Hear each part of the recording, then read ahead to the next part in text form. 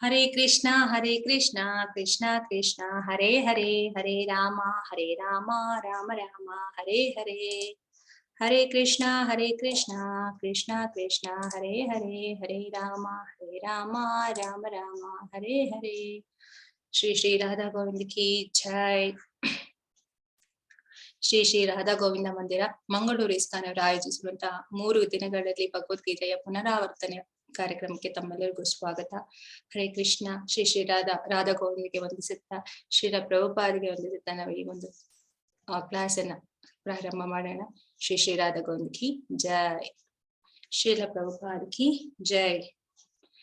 ಈ 18 ದಿನಗಳ ಒಂದು ಅಧ್ಯಾಯವನ್ನ ಕಲಿತ ನಂತರ ಒಂದಷ್ಟು ಬ್ರೇಕ್ ಬಂದ್ಬಿಡತ್ತೆ. ಆ ಬ್ರೇಕ್ ಅಲ್ಲಿ ಈ ಒಂದು ಮತ್ತೆ ಒಂದು ಪುನರಾವರ್ತನೆ ರಿವಿಷನ್ ಹಾಗೆ ಮಾಡಿದ್ರೆ ಮತ್ತಷ್ಟು ಇನ್ನ ಅದು ಮನವರಿಕೆ ಆಗತ್ತೆ, ಮನಸ್ಸಲ್ಲಿ ಉಳಿಯುತ್ತೆ ಅನ್ನೋ ಆ ಕಾರಣಕ್ಕಾಗಿ ಈ ಒಂದು ಭಗವದ್ಗೀತೆಯನ್ನ ಈ ಒಂದು ರೀತಿಯಲ್ಲಿ ಒಂದು ಅರೇಂಜ್ ಮಾಡಿದ್ದಾರೆ. ಸೊ ಹಾಗಾಗಿ ಇದರ ಒಂದು ಉಪಯೋಗವನ್ನ ನಾವು ಪಡ್ಕೊಳ್ಳೋಣ. ಮೊದಲನೇದಾಗಿ ಪ್ರಭುಪಾದರಿಗೆ ಒಂದು ಸಮರ್ಪಣೆ, ಅವರಿಗೆ ಹೃತ್ಪೂರ್ವಕವಾದ ಕೃತಜ್ಞತೆಗಳನ್ನ ತಿಳಿಸುವಂಥದ್ದು. ಯಾಕೆ ಅಂತಂದ್ರೆ ಒಬ್ಬ ಮನುಷ್ಯ ಜನ್ಮವನ್ನ ಪಡೆದ ನಂತರ ಪರಿಪೂರ್ಣವಾದಂತಹ ಜೀವನವನ್ನ ಸಾಧಿಸಿದ್ದಾರೆ ಅನ್ನೋದಾದ್ರೆ ಅದು ನಾವು ಕಣ್ಮುಂದೆ ನೋಡ್ತಾ ಇದೀವಿ. ಅದು ಶ್ರೀಲ ಪ್ರಭುಪಾದರು ಅವರ ಒಂದು ಸಂಪೂರ್ಣ ಜೀವನವನ್ನ ಪರಿಪೂರ್ಣತೆಯನ್ನ ಮಾಡಿಕೊಂಡು ನಮ್ಮೆಲ್ಲರಿಗೂ ಆದರ್ಶರಾಗಿದ್ದಾರೆ. ಅವರಿಗೆ ಕೃತಜ್ಞತೆಗಳನ್ನ ತಿಳಿಸುತ್ತಾ ನಮ್ಮ ಒಂದು ಜೀವನವನ್ನು ಕೂಡ ಆ ಪರಿಪೂರ್ಣತೆಯ ಅತ್ತ ಕರೆದುಕೊಂಡು ಹೋಗ್ಲಿಕ್ಕೆ ಅಥವಾ ಆ ಒಂದು ಸಾಧನೆಯಲ್ಲಿ ತೊಡಗಿಸಿಕೊಳ್ಳಲಿಕ್ಕೆ ಗುರುವಿನ ಮಾರ್ಗವನ್ನ ನಾವು ಹಿಡಿಬೇಕು. ಯಾರು ಉತ್ತಮರು ಯಾವ ಒಂದು ಹಾದಿಯನ್ನ ಅನುಸರಿಸುತ್ತಾರೋ ಇತರರು ಕೂಡ ಅದೇ ಹಾದಿಯನ್ನ ಅನುಸರಿಸುತ್ತಾರೆ ಅನ್ನೋದಕ್ಕೆ ಪ್ರಭುಪಾದರು ನಡೆದು ತೋರಿಸಿದ್ದಾರೆ. ಅವರು ನಡೆದಿರುವಂತಹ ಹಾದಿಯಲ್ಲಿ ನಾವು ಕೂಡ ಹೋದ್ರೆ ನಾವು ಒಂದು ಉತ್ತಮ ಗತಿಯನ್ನ ಸೇರ್ತೀವಿ, ನಾವು ಕೂಡ ಆಧ್ಯಾತ್ಮಿಕದಲ್ಲಿ ಪ್ರಗತಿಯನ್ನ ಹೊಂದುತ್ತೀವಿ ಅನ್ನೋದಕ್ಕೆ ಪ್ರಭುಪಾದರಿಗೆ ಕೃತಜ್ಞತೆಗಳನ್ನ ಸಲ್ಲಿಸುತ್ತಾ ಶ್ರೀ ಶ್ರೀ ಕೆಸಿ ಭಕ್ತಿ ಸಿದ್ಧಾಂತ ಸ್ವಾಮಿ ಪ್ರಭುಪಾದ ಕಿ ಜೈ, ಸಂಸ್ಥಾಪಕರು ಮತ್ತು ಆಚಾರ್ಯರು ಅಂತಾರಾಷ್ಟ್ರೀಯ ಕೃಷ್ಣ ಪ್ರಜ್ಞಾ ಸಂಘ, ಈ ಒಂದು ಸಂಘವನ್ನ ಪ್ರಾರಂಭ ಮಾಡಿದಂಥವರು ಶ್ರೀಲ ಪ್ರಭುಪಾದರು.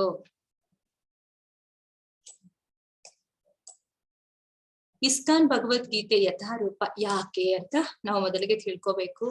ಯಾಕೆ ಇಸ್ಕಾನ್ ಭಗವದ್ಗೀತೆ ಯಥಾರೂಪವೇ ಯಾಕೆ ಪ್ರಭುಪಾದರು ಅದನ್ನ ಪ್ರಿಫರ್ ಮಾಡಿದ್ರೆ, ಅದನ್ನೇ ಯಾಕೆ ನಾವು ತಗೋಬೇಕು ಅಂದ್ರೆ, ಹೇಗೆ ನಾವು ಒಂದು ಚಾರ್ಜರ್ನ ಪ್ಲಗ್ ಹಾಕಿ ಸ್ವಿಚ್ ಹಾಕಿ ನಾವೇನ್ ಮಾಡ್ಬೇಕು, ಮೊಬೈಲ್ಗೆ ಕನೆಕ್ಟ್ ಮಾಡಿ ಸ್ವಿಚ್ ಆ ಪ್ಲಗ್ ನ ಆನ್ ಮಾಡಿದ ತಕ್ಷಣ ಏನಾಗುತ್ತೆ, ಸ್ವಿಚ್ ಆನ್ ಮಾಡಿದ ತಕ್ಷಣ ನೇರವಾಗಿ ಏನ್ ಆಗುತ್ತೆ, ಮೊಬೈಲ್ ಚಾರ್ಜಿಂಗ್ ಆಗುತ್ತೆ. ಹಾಗೆ ಗುರು ಪಾರಂಪರೆಯಿಂದ ಬಂದಂತಹ ಒಂದು ಜ್ಞಾನವು ನೇರವಾಗಿ ಭಗವಂತನಿಂದ ನಮ್ಗೆ ತಲುಪಲಿಕ್ಕೆ ಇದು ಸಾಧ್ಯವಾಗುತ್ತೆ ಅಂತ ಇಲ್ಲಿ ಪ್ರಭುಪಾದರು ನಮ್ಗೆ ತಿಳಿಸಿದ್ರೆ. ಹೇಗೆ ಬಂತು ಅದು ಅಂದ್ರೆ, ಕೃಷ್ಣ ಮೊದಲಿಗೆ ಬ್ರಹ್ಮನಿಗೆ ಹೇಳಿದ್ದು, ಬ್ರಹ್ಮ ನಾರದರಿಗೆ, ನಾರದರು ವ್ಯಾಸರಿಗೆ, ವೇದವ್ಯಾಸರು ಮಧ್ವರಿಗೆ, ಮಧ್ವರಿಂದ ನರಹರಿ, ಹೀಗೆ ಹಂತ ಹಂತವಾಗಿ ಬಂದು 32ನೇ ಗುರುವಾದ ಎಸಿ ಭಕ್ತಿ ವೇದಾಂತ ಸ್ವಾಮಿ ಪ್ರಭುಪಾದರಿಂದ ನೇರವಾಗಿ ನಮ್ಗೆ ಆ ಜ್ಞಾನ ತಿಳಿತಾ ಇದೆ.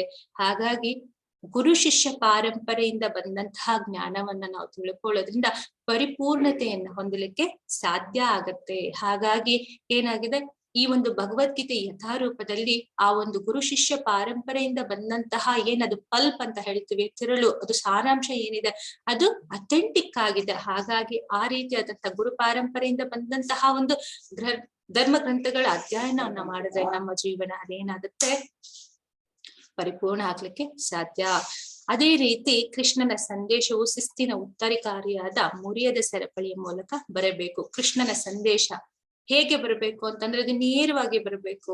ಹಾಗಾಗಿ ನೇರವಾಗಿ ಎಲ್ಲಿಂದ ಬರ್ತಾ ಇದೆ, ಎಲ್ಲಿಂದ ಸಿಗ್ತಾ ಇದೆ ಅಂತಂದ್ರೆ ಅದು ಗುರು ಪಾರಂಪರೆಯಿಂದ ಬಂದಂತ ಇಸ್ಕಾನ್ ಅವರು ಆಯೋಜಿಸಿರುವಂತಹ ಭಗವದ್ಗೀತೆ ಯಥಾರೂಪ ಏನ್ ಕೊಟ್ಟಿದ್ದಾರೆ ಅದರಿಂದ ನಾವು ನೇರವಾಗಿ ಕೃಷ್ಣನಿಂದ ಬಂದಂತಹ ಸಂದೇಶವನ್ನ ನಾವು ತಿಳ್ಕೊಳ್ಳಿಕ್ಕೆ ಸಾಧ್ಯ ಆಗತ್ತೆ.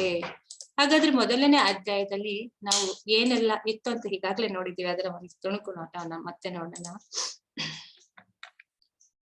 ಮೊದಲ ಅಧ್ಯಾಯದಲ್ಲಿ ಅರ್ಜುನ ಮತ್ತೆ ಅವನ ಒಂದು ಸಂದೇಹಗಳು, ದ್ವಂದ್ವಗಳು, ಏನೆಲ್ಲ ದ್ವಂದ್ವಗಳು ಇತ್ತು, ಅರ್ಜುನನ ಸ್ಥಿತಿಯಲ್ಲಿ ನಾವಿದ್ದಾಗ್ಲೂ ಕೂಡ ಯಾವ ರೀತಿಯ ದ್ವಂದ್ವಗಳನ್ನ ನಾವು ನಿರ್ವಹಿಸ್ಕೊಳ್ಬಹುದು ಅನ್ನೋದಕ್ಕೆ ಇಲ್ಲಿ ಮೊದಲನೇದಾಗಿ ಉತ್ತರವನ್ನು ಕೊಡುವಂಥದ್ದು. ಭಗವದ್ಗೀತೆಯಲ್ಲಿ 3 ಭಾಗಗಳನ್ನ ಮಾಡಲಾಗಿದೆ. ಯಾವ ರೀತಿ, ಮೊದಲ 6 ಅಧ್ಯಾಯಗಳು ಕರ್ಮಯೋಗವನ್ನ ಸೂಚಿಸಿದ್ರೆ, ಇನ್ನ ಕೊನೆಯ 6 ಅಧ್ಯಾಯಗಳು ಜ್ಞಾನವನ್ನ ಸೂಚಿಸುತ್ತೆ. ಇನ್ನ ಮಧ್ಯದಲ್ಲಿರುವಂತದ್ದು ಭಕ್ತಿ ಯೋಗ. ಹೇಗೆ ಭಕ್ತಿ ಯೋಗವೇ ಪ್ರಧಾನವಾಗಿರ್ಬೇಕಾದ್ರೆ ಈ ಕರ್ಮಯೋಗ ಜ್ಞಾನ ಯೋಗ ಯಾಕೆ ಬೇಕು ಅನ್ನೋದಾದ್ರೆ ನಾವು ಮಾಡುವಂತಹ ಕೆಲಸವು ಪ್ರತಿಯೊಂದು ಭಗವಂತನಿಗೆ ಅದೇನಾಗಿರ್ಬೇಕು, ಕನೆಕ್ಟ್ ಆಗಿರ್ಬೇಕು. ಯಾವ ಕೃಷ್ಣ ಪ್ರಜ್ಞೆಯಲ್ಲಿ ಕೆಲಸವನ್ನ ಮಾಡುವಂಥದ್ದು ಹೇಗೆ ಅನ್ನೋದು ಕಾರ್ಯದ ಮೂಲಕ ತಿಳಿದುಕೊಳ್ಳುವುದು, ಜ್ಞಾನವನ್ನು ತಿಳಿದು ಅದು ಭಕ್ತಿಯನ್ನ ಹೇಗೆ ಆ ಜ್ಞಾನದ ಮೂಲಕ ಹೆಚ್ಚಿಸಿಕೊಳ್ಳುವಂಥದ್ದು, ಆ ಜ್ಞಾನವು ಕೂಡ ಭಕ್ತಿಯ ಒಂದು ಭಾಗವೇ ಆಗಿದೆ. ಹಾಗಾಗಿ ಜ್ಞಾನವನ್ನ ತಿಳಿದು ಭಕ್ತಿಯನ್ನ ಮಾಡುವಂಥದ್ದು. ಯಾವುದೇ ಒಂದು ಯೋಗವನ್ನ, ಅಷ್ಟಾಂಗ ಯೋಗ ಇರಬಹುದು, ಬೇರೆ ಬೇರೆ ಧ್ಯಾನ ಯೋಗಗಳಿರ್ಬಹುದು, ಯಾವುದೇ ಯೋಗವನ್ನ ಮಾಡಿದ್ರು ಕೂಡ ಅದು ಸಾಧನೆ ಆಗತ್ತೆ, ಹೌದು, ಒಂದು ಹಂತಕ್ಕೆ ಹೋಗುತ್ತೆ. ಆದ್ರೆ ಭಕ್ತಿ ಯೋಗ ಅನ್ನುವಂಥದ್ದು ಪರಿಪೂರ್ಣತೆಯ ಒಂದು ಭಾಗ, ಅದು ಪರಿಪೂರ್ಣತೆಯನ್ನ ಕೊಡುತ್ತೆ. ಹಾಗಾಗಿ ಭಕ್ತಿಗೆ ಪ್ರಭುಪಾದರು ಹೆಚ್ಚು ಒತ್ತನ್ನ ಕೊಡ್ತಿದ್ದಾರೆ. ಭಗವದ್ಗೀತೆಯಲ್ಲಿ ಅದು ಮೊದಲಿಂದ ಕೊನೆಯವರೆಗೂ ಭಕ್ತಿಯ ಬಗ್ಗೆನೇ ಅದು ಹೇಳ್ತಾ ಇದ್ದಾರೆ ಅಂತಂದ್ರೆ ಭಕ್ತಿಯ ಪ್ರಧಾನವಾದದ್ದು ಅಂತ ನಮ್ಗೆ ಅರ್ಥವಾಗತ್ತೆ. ಇಲ್ಲಿ ಕೌರವರು ಮತ್ತು ಪಾಂಡವರು ಅವರು ಒಂದೇ ಕುಟುಂಬದವರಾಗಿರ್ತಾರೆ. ಮೊದಲನೆಯ ಶ್ಲೋಕದಲ್ಲಿ ಭಗವದ್ಗೀತೆಯಲ್ಲಿ ಧೃತರಾಷ್ಟ್ರನ ಕೇಳುವುದು ಸಂಜಯನಿಗೆ, ನನ್ನ ಮಕ್ಕಳು ಮತ್ತು ಪಾಂಡವ ಮಕ್ಕಳು ಏನ್ ಮಾಡ್ತಿದ್ದಾರೆ ಅಂತ. ಅಂದ್ರೆ ಒಂದೇ ಕುಟುಂಬದವರು ಆಗಿದ್ರು ಕೂಡ ಬೇರೆ ಬೇರೆ ಮಾಡಿ ಮಾತಾಡುವಂಥದ್ದು. ಯಾಕೆ ಅಂತಂದ್ರೆ ಅಕಾಲಿಕ ಮರಣದಿಂದ ಏನಾಗಿರ್ತಾನೆ, ಪಾಂಡು ಮಹಾರಾಜ ಸಾವನ್ನಪ್ಪಿರ್ತಾನೆ. ಇನ್ನು ಮಕ್ಕಳು ಸಣ್ಣ ಸಣ್ಣವರಾಗಿರ್ತಾರೆ. ಧೃತರಾಷ್ಟ್ರ ಹುಟ್ಟು ಕುರುಡ ಕೂಡ ಹೌದು, ಆಧ್ಯಾತ್ಮಿಕದ ಕುರುಡ ಕೂಡ ಹೌದಾಗಿರ್ತಾನೆ. ಹಾಗಾಗಿ ಅವನು ಮಕ್ಕಳು ಸಣ್ಣವರಾಗಿರುವ ಕಾರಣ ಆಡಳಿತಗಾರನನ್ನಾಗಿ ನೇಮಿಸಿರ್ತಾರೆ. ಯಾರನ್ನ? ಧೃತರಾಷ್ಟ್ರನನ್ನ. ಆ ಒಂದು ತಮೋಗುಣ, ಆ ಒಂದು ರಾಜ್ಯದ ಆಸೆ, ಲೋಭಿತನ ಏನಾಗಿರುತ್ತೆ, ತನ್ನ ಮಕ್ಕಳಿಗೆ ಆ ರಾಜ್ಯವೆಲ್ಲ ಬರಬೇಕು ಅಂತ ಹೇಳಿ ಏನ್ ಮಾಡ್ತಾನೆ, ಇಲ್ಲಿ ಕೇಳುವಂಥದ್ದು ಎಲ್ಲಾದ್ರೂ ರಾಜಿ ಮಾಡ್ಕೊಬಿಡ್ತಾರಾ ಇವ್ರು, ಯುದ್ಧವನ್ನ ಮಾಡೋದಿಲ್ವಾ ಅನ್ನೋಂತಹ ಕುತೂಹಲದಲ್ಲಿ ಸಂಜಯನಿಗೆ ಪ್ರಶ್ನೆಯನ್ನ ಕೇಳೋದು. ಎಲ್ಲರಿಗೂ ಗೊತ್ತೈತೆ ಸಂಜಯ ಯಾರಂದ್ರೆ ವೇದವ್ಯಾಸರ ಶಿಷ್ಯರಾಗಿರ್ತಾರೆ. ಅವ್ರಿಗೆ ಒಂದು ವರವಿರುತ್ತೆ, ಯಾವ ಜಾಗದಲ್ಲಿ ಇದ್ದು ಯಾವುದೋ ಒಂದು ಜಾಗದಲ್ಲಿ, ಅಂದ್ರೆ ತಾನಿರುವ ಜಾಗದಲ್ಲಿ ಯಾವುದೋ ಒಂದು ಜಾಗದಲ್ಲಿ ಏನೆಲ್ಲ ನಡೀತಾ ಇದೆ ಅದನ್ನ ಒಂದೇ ಜಾಗದಲ್ಲಿ ಅಲ್ಲೇ ಕುಳಿತುಕೊಂಡು ನೋಡುವಂತಹ ವರವನ್ನ ವೇದವ್ಯಾಸರಿಂದ ಸಂಜಯ ಪಡೆದುಕೊಂಡಿರ್ತಾನೆ. ಆ ಸಂಜಯ ಮಂತ್ರಿಯಾಗಿ ಧೃತರಾಷ್ಟ್ರನ ಹತ್ರ ಇರ್ತಾರೆ. ಈಗ ಕುರುಡನಾಗಿರುವಂತಹ ಧೃತರಾಷ್ಟ್ರನಿಗೆ ಈ ಒಂದು ಅಧ್ಯಾಯವನ್ನ, ಅಂದ್ರೆ ಅಲ್ಲಿ ಕುರುಕ್ಷೇತ್ರದಲ್ಲಿ ಏನೆಲ್ಲ ಆಗ್ತಾ ಇದೆ, ಹಸ್ತಿನಾಪುರದ ಅರಮನೆಯಲ್ಲಿ ಕುಳಿತುಕೊಂಡು ಈ ವಿಚಾರವನ್ನೆಲ್ಲ ಧೃತರಾಷ್ಟ್ರನಿಗೆ ಸಂಜಯ ಹೇಳ್ತಿದ್ದಾನೆ. ಆ ಸಂಜಯ ಹೇಳುವ ಮೂಲಕ ನಮ್ಮೆಲ್ಲರಿಗೂ ತಿಳಿತಾ ಇದೆ.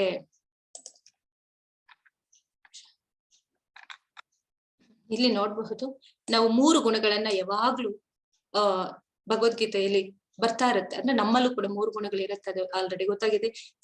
ಸಾತ್ವಿಕ, ರಾಜಸ, ತಮೋಗುಣ. ಸಾತ್ವಿಕ ಗುಣದಲ್ಲಿರುವಂತವನು ಅರ್ಜುನ. ಅವನು ಮೃದುತ್ವ, ಅವನು ಒಂದು ಒಳ್ಳೆ ರೀತಿಯಲ್ಲಿ ಯಾರಿಗೂ ಹರ್ಟ್ ಮಾಡ್ಬಾರ್ದು, ಯಾರಿಗೂ ನೋವನ್ನ ಮಾಡ್ಬಾರ್ದು ಅನ್ನೋಂಥ ರೀತಿಯಲ್ಲಿ ಅವನು ಮೃದುತ್ವವನ್ನ ಹೊಂದಿದ್ದಾನೆ. ಇನ್ನ ರಾಜಸಿಕ ಭವನದಲ್ಲಿ ನನಗೆ ಆ ಒಂದು ರಾಜ್ಯ ಬರಬೇಕು ಅನ್ನೋಂತ ಆಸೆಯಲ್ಲಿ ಆ ಗುರುವಿಗೂ ನಮ್ರತೆಯನ್ನ ತೋರಿಸ್ದೆ ಧೃತರಾಷ್ಟ್ರ ಏನ್ ಮಾಡ್ತಾ ಇದ್ದಾನೆ, ನೀನ್ ಅವತ್ತು ದೃಷ್ಟದ್ಯುಮ್ನನಿಗೆ, ದೃಪದನಿಗೆ ತೋರಿಸಿದಂತಹ ಕರುಣೆಯನ್ನ ಈಗ ಅರ್ಜುನನ ಮೇಲೆ ನೀನ್ ತೋರಿಸಿ ಇನ್ನ ಮಿಸ್ಟೇಕ್ ಮಾಡ್ಬೇಡ ಅಂತ ರಾಜಕುತಂತ್ರ ರೀತಿಯಲ್ಲಿ ಮಾತಾಡುವಂತಹ ಒಂದು ರೀತಿಯಲ್ಲಿ ರಾಜಸಿಕ ಭಾವದಲ್ಲಿದ್ದಾನೆ. ಇನ್ನು ತಮೋಗುಣದಲ್ಲಿ ನನಗೆ, ನನ್ನ ಮಕ್ಕಳಿಗೆ ಬರಬೇಕು ಈ ರಾಜ್ಯವೆಲ್ಲ ಅನ್ನುವಂತಹ ಒಂದು ಆ ಭಾವನೆಯಲ್ಲಿ ಧೃತರಾಷ್ಟ್ರನ ಇದ್ದಾನೆ. ಅಂದ್ರೆ ಒಂದೇ ಒಂದು ಚಿತ್ರದಲ್ಲಿ 3 ರೀತಿಯಾದಂತಹ ಒಂದು ಭಾವನೆಗಳಂದ್ರೆ ನಮ್ಮಲ್ಲೂ ಕೂಡ ಈ ರೀತಿಯಾದಂತಹ ಗುಣಗಳು ಇರುತ್ತವೆ.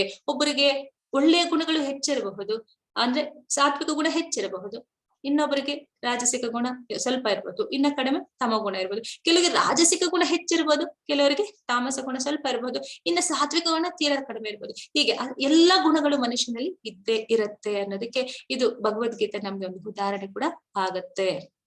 ಇಲ್ಲಿ ನಾವು ನೋಡಿದ ಹಾಗೆ ಆ ಒಂದು ದ್ವಂದ್ವಗಳು, ಆ ಒಂದು ಸಮಸ್ಯೆ ಏನ್ ಬಂದಿತ್ತು ಅರ್ಜುನನ್ಗೆ, ಯಾಕೆ ಬಂತು, ಆ ಯುದ್ಧವನ್ನ ಮಾಡುವಂತಹ ಸಮಯದಲ್ಲಿ ತನ್ನ ಬಂಧು ಬಾಂಧವರನ್ನ, ಗುರುಗಳನ್ನ, ಅಣ್ಣ ತಮ್ಮಂದಿರನ್ನೆಲ್ಲ ನೋಡಿ ನನಗೆ ಯುದ್ಧ ಮಾಡಕ್ಕಾಗಲ್ಲ. ಯಾಕೆ ಮಾಡಕ್ಕಾಗಲ್ಲ, ಇವರ ಒಂದು ರಕ್ತ ಅಂಟಿದ ಒಂದು ಆ ರಾಜ್ಯ ನನಗೆ ಬೇಡ, ನಾನು ಅದನ್ನ ಯಾವ ರೀತಿಯಾಗಿ ಸಂತೋಷ ಪಡ್ಲಿ, ನಾನ್ ಮಾತ್ರ ಏನಾದ್ರು ಇದೆ ಅಂತಂದ್ರೆ ಅದನ್ನ ಬೇರೆಯವ್ರಿಗೆ ತೋರಿಸಿ ನಾವು ತುಂಬಾ ಸಂತೋಷವನ್ನ ಪಡ್ತೀವಲ್ಲ. ಹಾಗಾದ್ರೆ ನಾನು ಈ ರಾಜ್ಯವನ್ನ ಗೆದ್ದು ಈ ಒಂದು ರಾಜ್ಯವನ್ನ ಯಾರಿಗೆ ತೋರಿಸ್ಲಿ, ನಾನು ಯಾತಕ್ಕೋಸ್ಕರ ನಾನು ಈ ರಾಜ್ಯವನ್ನ ಗೆಲ್ಬೇಕು, ಇವರ ಒಂದು ಸಾವಿನಿಂದ ನನಗೆ ಯಾವುದೇ ಒಂದು ರೀತಿಯಾದಂತಹ ಸಂತೋಷ ಇಲ್ಲ, ನನಗೆ ಪಾಪ ಬರುತ್ತೆ, ಈ ವರ್ಣಸಂಕರವಾಗುತ್ತೆ, ಹಾಗಾಗಿ ನಾನು ಈ ಒಂದು ಯುದ್ಧವನ್ನ ನಾನ್ ಮಾಡೋದಿಲ್ಲ ಅಂತ ಹೇಳಿ ತುಂಬಾ ಗೊಂದಲನಾಗಿರ್ತಾನೆ ಅರ್ಜುನ. ಅದಕ್ಕೆ ಭಗವಂತ ಹೇಳುವಂತದ್ದು 2ನೇ ಅಧ್ಯಾಯದಲ್ಲಿ ಈ ಅರ್ಜುನನಿಗೆ ಬಂದಂತ ಎಲ್ಲ ಸಂಶಯಗಳಿಗೂ ಭಗವಂತ ಏನ್ ಮಾಡ್ತಾನೆ, ಉತ್ತರವನ್ನ ಕೊಡ್ತಾರೆ. ಯಾವ ರೀತಿ ಉತ್ತರ, ಅದು 2ನೇ ಅಧ್ಯಾಯದಲ್ಲಿ ಗೀತೆಯ ಸಾರಾಂಶ. ಈ ಗೀತೆಯ ಸಾರಾಂಶವನ್ನ ನಾವು ಪೂರ್ತಿಯಾಗಿ ಅರ್ಥ ಮಾಡ್ಕೊಳ್ಳೋದೇ ಆದ್ರೆ ನಮಗೆ ಭಗವದ್ಗೀತಾ ಚೆನ್ನಾಗಿ ಅರ್ಥ ಆಗತ್ತೆ. ಇಲ್ಲಿ ಭಗವಂತ ಮೊದಲನೇ ಅಧ್ಯಾಯದಲ್ಲಿ ಏನೂ ಮಾತಾಡೋದಿಲ್ಲ. ತನ್ನ ಇನ್ನು ಶಿಷ್ಯ ಆಗಿಲ್ಲ, ಸ್ನೇಹಿತನಾಗೆ ಮಾತಾಡ್ತಿದ್ದಾನೆ ಅರ್ಜುನ. ಈಗ 2ನೇ ಅಧ್ಯಾಯಕ್ಕೆ ಬಂದು ತಾನೇನ್ ಮಾಡ್ತಾನೆ, ಭಗವಂತನನ್ನ ಪ್ರಾರ್ಥನೆಯನ್ನ ಮಾಡ್ತಾನೆ. ಯಾವ ರೀತಿ? ಕಾರ್ಪಣ್ಯ ದೋಷೋಪಹತ ಸ್ವಭಾವಃ ಪೃಚ್ಛಾಮಿ ತ್ವಾಂ ಧರ್ಮ ಸಮೂಢ ಚೈತಾಃ ಯಜ್ರೇಯಸ್ಯ ನಿಶ್ಚಿತಂ ಬ್ರೂಹಿ ತನ್ಮೇ ಶಿಷ್ಯಸ್ತೇಹಂ ಶಾದಿ ಮಾಂ ತ್ವಾಂ ಪ್ರಪನ್ನಂ. ಕಾರ್ಪಣ್ಯದ ದೌರ್ಬಲ್ಯದಿಂದ ನಾನೀಗ ನನ್ನ ಕರ್ತವ್ಯದ ಬಗ್ಗೆ ಗೊಂದಲದಲ್ಲಿದ್ದೇನೆ, ಚಿತ್ತ ಸ್ವಾಸ್ಥ್ಯವನ್ನು ಸಂಪೂರ್ಣವಾಗಿ ಕಳೆದುಕೊಂಡಿದ್ದೇನೆ. ಇಂತಹ ಸ್ಥಿತಿಯಲ್ಲಿ ನನಗೆ ಯಾವುದು ಶ್ರೇಯಸ್ಕರ ಎಂದು ನಿಶ್ಚಯವಾಗಿ ಹೇಳೋ. ನಾನೀಗ ನಿನ್ನ ಶಿಷ್ಯ ಮತ್ತು ನಿನಗೆ ಶರಣಾಗತನಾದ ಆತ್ಮ, ದಯವಿಟ್ಟು ನನಗೆ ಮಾರ್ಗದರ್ಶನವನ್ನ ನೀಡು. ಇದಕ್ಕಿಂತ ಮುಂಚೆ ಏನಾಗಿದ್ದ ಅರ್ಜುನ? ಸಾಕ್ಯ ಭಾವನದಲ್ಲಿದ್ದ, ಭಗವಂತನೊಟ್ಟಿಗೆ ಸ್ನೇಹಿತನ ಭಾವದಿಂದ ಇದ್ದ. ತನಗೆ ಗೊಂದಲ ಬಂದಿದ ತಕ್ಷಣ ಏನ್ ಮಾಡ್ಕೊಂಡ? ಬುದ್ಧಿವಂತನಾದ ಅರ್ಜುನ ತನಗೆ ಒಬ್ಬ ಗುರು ಬೇಕು, ಗುರುವನ್ನ ಆಯ್ಕೆ ಮಾಡ್ಕೊಂಡ. ಯಾಕೆ? ತನ್ನ ಸಮಸ್ಯೆಗಳನ್ನ ಪರಿಹಾರ ಮಾಡ್ಕೊಳ್ಳಲಿಕ್ಕೆ. ಆ ಪರಿಹಾರವನ್ನ ತೆಗೆದುಕೊಳ್ಳೋದಕ್ಕೆ ಭಗವಂತನಿಗೆ ಶರಣಾಗತನಾಗ್ತಾ ಇದ್ದಾನೆ. ಅದಕ್ಕೆ ಹೇಳ್ತಾ ಇರೋಂಥದ್ದು, ನನ್ನ ಚಿತ್ತ ಸ್ವಾಸ್ಥ್ಯವನ್ನು ಸಂಪೂರ್ಣವಾಗಿ ಕಳೆದುಕೊಂಡಿದ್ದೇನೆ. ಇಂತಹ ಸ್ಥಿತಿಯಲ್ಲಿ ನನಗೆ ಯಾವುದು ಶ್ರೇಯಸ್ಕರ ಎಂದು ನಿಶ್ಚಯವಾಗಿ ನೀನು ಹೇಳೋ. ನಾನೀಗ ನಿನಗೆ ಶರಣಾಗತನಾದ ಆತ್ಮ. ಭಗವಂತ ಇಲ್ಲಿವರೆಗೂ ಏನೂ ಮಾತಾಡ್ಲಿಲ್ಲ. ಯಾಕೆ ಅಂತಂದ್ರೆ, ಗುರುವಿಗೆ ಯಾವಾಗ ಸಮಸ್ಯೆಯನ್ನ ಶಿಷ್ಯ ಹೇಳ್ತಾ ಇದ್ದಾನೆ, ಇಲ್ಲ ಯಾರೋ ನಮ್ಗೆ ಯಾರೋ ಸಮಸ್ಯೆಗಳನ್ನ ಹೇಳ್ಕೊಳ್ತಾ ಇದಾರೆ ಅಂದ್ರೆ ಸಂಪೂರ್ಣವಾಗಿ ಆ ವಿಚಾರವನ್ನ ನಾವು ಕೇಳುವಂತ ಪೇಷನ್ಸ್ ಅನ್ನ ಇಟ್ಕೋಬೇಕು. ಸಂಪೂರ್ಣವಾಗಿ ಅವರ ಸಮಸ್ಯೆ ಏನು ಅಂತ ಗೊತ್ತಾದ್ರೆ ಮಾತ್ರ ನಾವು ಅವರಿಗೆ ಉತ್ತರವನ್ನ ಕೊಡ್ಲಿಕ್ಕಾಗದು. ಭಗವಂತ ಕೂಡ ತಾನು ಯಾವಾಗ ಶಿಷ್ಯನಾಗಿ ಅಲ್ಲಿ ಶರಣಾಗತನಾದ ಅಲ್ಲಿವರೆಗೂ ಭಗವಂತ ಏನು ಮಾತಾಡ್ಲಿಲ್ಲ. ಸಾಕ್ಯದಿಂದ ದಾಸಕ್ಕೆ ಬಂದು ಅಲ್ಲಿ ಏನ್ ಮಾಡ್ತಿದ್ದಾನೆ, ನನಗೆ ದಾರಿಯನ್ನು ತೋರಿಸುವಂತ ಕೂಡ್ಲೆ ಭಗವಂತ ಏನ್ ಮಾಡ್ತಿದ್ದಾರೆ, ಗುರುವಿನ ಅಲಂಕಾರ, ಒಂದು ಆಸ್ಥಾನವನ್ನ ಅವ್ರು ಅಲಂಕರಿಸಿ ಹೇಳುವಂತದ್ದು, ಏನು ನೀನು ಪಂಡಿತನಾಗಿ ಮಾತಾಡ್ತಾ ಇದೀಯಲ್ಲ, ನಿನಗೆಲ್ಲ ಗೊತ್ತಿರೋ ಹಾಗೆ ಮಾತಾಡ್ತಿದ್ಯಲ್ಲ ಅರ್ಜುನ, ಎಲ್ಲಿಂದ ಕಲಿತೆ ಅಂತ ಹೇಳಿ. ಯಾಕೆಂತಂದ್ರೆ ಯಾರಾದ್ರೂ ಅಹಂಕಾರದಿಂದಲೋ ಏನಾದ್ರು ಮಾತಾಡಿದ್ರೆ ಅವರ ಅಹಂಕಾರವನ್ನ ಮುರಿಯುವಂತದ್ದು ಗುರುವಿನದ್ದಾಗಿರಬೇಕು. ಹಾಗೆ ಇಲ್ಲಿ ನಮ್ಮ ಸಮಸ್ಯೆಗಳಿಗೂ ನಾವು ಆಲೋಚನೆಯನ್ನ ಮಾಡ್ಬೇಕು. ನಮಗೆ ಸಮಸ್ಯೆಗಳು ಇದೆ ಅಂತಂದಾಗ ಒಬ್ಬ ನಿಜವಾದ ಗುರುವಿನ ಆ ಒಂದು ಆಶ್ರಯವನ್ನ ನಾವು ಪಡಿಬೇಕು. ಹಾಗಾದ್ರೆ ಯಾವ ಗುರುವಿನ ಆಶ್ರಯವನ್ನ ಪಡಿಬೇಕು? ಇಲ್ಲಿ 100 ಜನ ಗುರುಗಳನ್ನ ಹೇಳ್ತಿದಾರೆ ಅಂದ್ರೆ ಅವ್ರವ್ರಿಗೆ ಇಷ್ಟ ಬಂದಂತಹ ವ್ಯಾಖ್ಯಾನಗಳನ್ನ ಕೊಡ್ತಿದಾರೆ. ಅವ್ರು ಹೇಳೋದು ನಿಜ ಅನ್ನಿಸ್ತಾ ಇದೆ. ಹಾಗಾದ್ರೆ ನಾನು ಯಾರ ಒಂದು ಆಶ್ರಯವನ್ನ ಪಡಿಬೇಕು? ಯಾವ್ದು ನಿಜವಾದ ಅಥೆಂಟಿಕ್ ಆಗಿರುವಂತದ್ದು, ನನ್ನ ಒಂದು ಪರಿಪೂರ್ಣತೆಯನ್ನ ಮಾಡುವಂತಹ ಗುರು ಯಾರು ಅಂತಂದ್ರೆ, ಪ್ರಭುಪಾದರು ಒಂದು ಕಡೆ ಹೇಳ್ತಾರೆ, 100 ಜನ ಅವ್ರವ್ರಿಗೆ ಇಷ್ಟ ಬಂದಂತ ವ್ಯಾಖ್ಯಾನಗಳನ್ನ ಹೇಳ್ತಿದ್ದಾರೆ. ಇದರಿಂದ ಹೇಗೆ ಬಿಡುಗಡೆ ಬಿಡಿಸ್ಬೇಕು ಇವರನ್ನ? ಬದ್ಧಾತ್ಮರನ್ನ, ಸಿದ್ಧಾತ್ಮರ ಅವರನ್ನ ಬಿಡುಗಡೆ ಬಿಡಿಸುವಂತದ್ದು ಹೇಗೆ, ಅವರನ್ನು ಉದ್ಧಾರ ಮಾಡುವುದು ಹೇಗೆ ಅಂತ ನಾನು ಯೋಚನೆ ಮಾಡ್ತಾ ಇರ್ಬೇಕಾದ್ರೆ ನನ್ಗೆ ಅನ್ಸಿದ್ದಷ್ಟೇ, ಈ ಕೃಷ್ಣ ಏನು ಕಾನ್ಶಿಯಸ್ ಅನ್ನೋದಿದೆಯಲ್ಲ, ಇದನ್ನ ನಾನು ಸ್ಥಾಪನೆ ಮಾಡ್ಬೇಕಂತ ಅನಿಸ್ತು. ಯಾಕೆ ಅಂತಂದ್ರೆ ಇವರೆಲ್ಲರಿಂದ ಬಿಡಿಸ್ಕೊಂಡು ಅವ್ರು ನಿಜವಾದ ಅಥೆಂಟಿಕ್ ಆಗಿರುವಂತದ್ದು ಈ ಭಗವದ್ಗೀತೆ ಯಥಾರೂಪ ಅಥವಾ ಈ ಕೃಷ್ಣ ಕಾನ್ಶಿಯಸ್, ಕೃಷ್ಣ ವಿಜ್ಞಾನ ಅನ್ನೋಂತ ಏನಿದೆ, ಈ ಎಲ್ಲರೂ ಹೇಳೋದಕ್ಕಿಂತ ಉನ್ನತವಾದದ್ದು. ಅದು ಭಗವಂತನಿಗೆ ನೇರವಾಗಿ ಅವರನ್ನ ಕರೆದುಕೊಂಡು, ಅಂದ್ರೆ ಭಗವಂತನ ಮತ್ತು ಜೀವಾತ್ಮನ ಒಂದು ನೇರ ಸಂಬಂಧವನ್ನ ಸ್ಥಾಪಿಸ್ಲಿಕ್ಕೆ ಇರುವಂತದ್ದು ಕೃಷ್ಣ ವಿಜ್ಞಾನ. ಹಾಗಾಗಿ ನಾನು ಈ ಒಂದು ಸಂಸ್ಥೆಯನ್ನು ಸ್ಥಾಪನೆ ಮಾಡ್ಲಿಕ್ಕೆ ಆಯ್ತು ಅಂತ ಹೇಳ್ತಾರೆ. ಹಾಗಾಗಿ ಯಾವುದೋ ಒಂದು ಜನ್ಮದ ಸುಕೃತವೋ, ತಂದೆ ತಾಯಿ ನಮಗೆ ಜನ್ಮವನ್ನ ಕೊಡಬಹುದು, ಆದ್ರೆ ಜನ್ಮವನ್ನ ಪಡೆದ ನಂತರ ಗುರುವಿನ ಮತ್ತೊಂದು ಜನ್ಮವನ್ನು ಪಡೆದಾಗ ಮಾತ್ರ ಈ ಪಡೆದುಕೊಂಡಂತಹ ಒಂದು ಜನ್ಮಕ್ಕೂ ಸಾರ್ಥಕತೆ.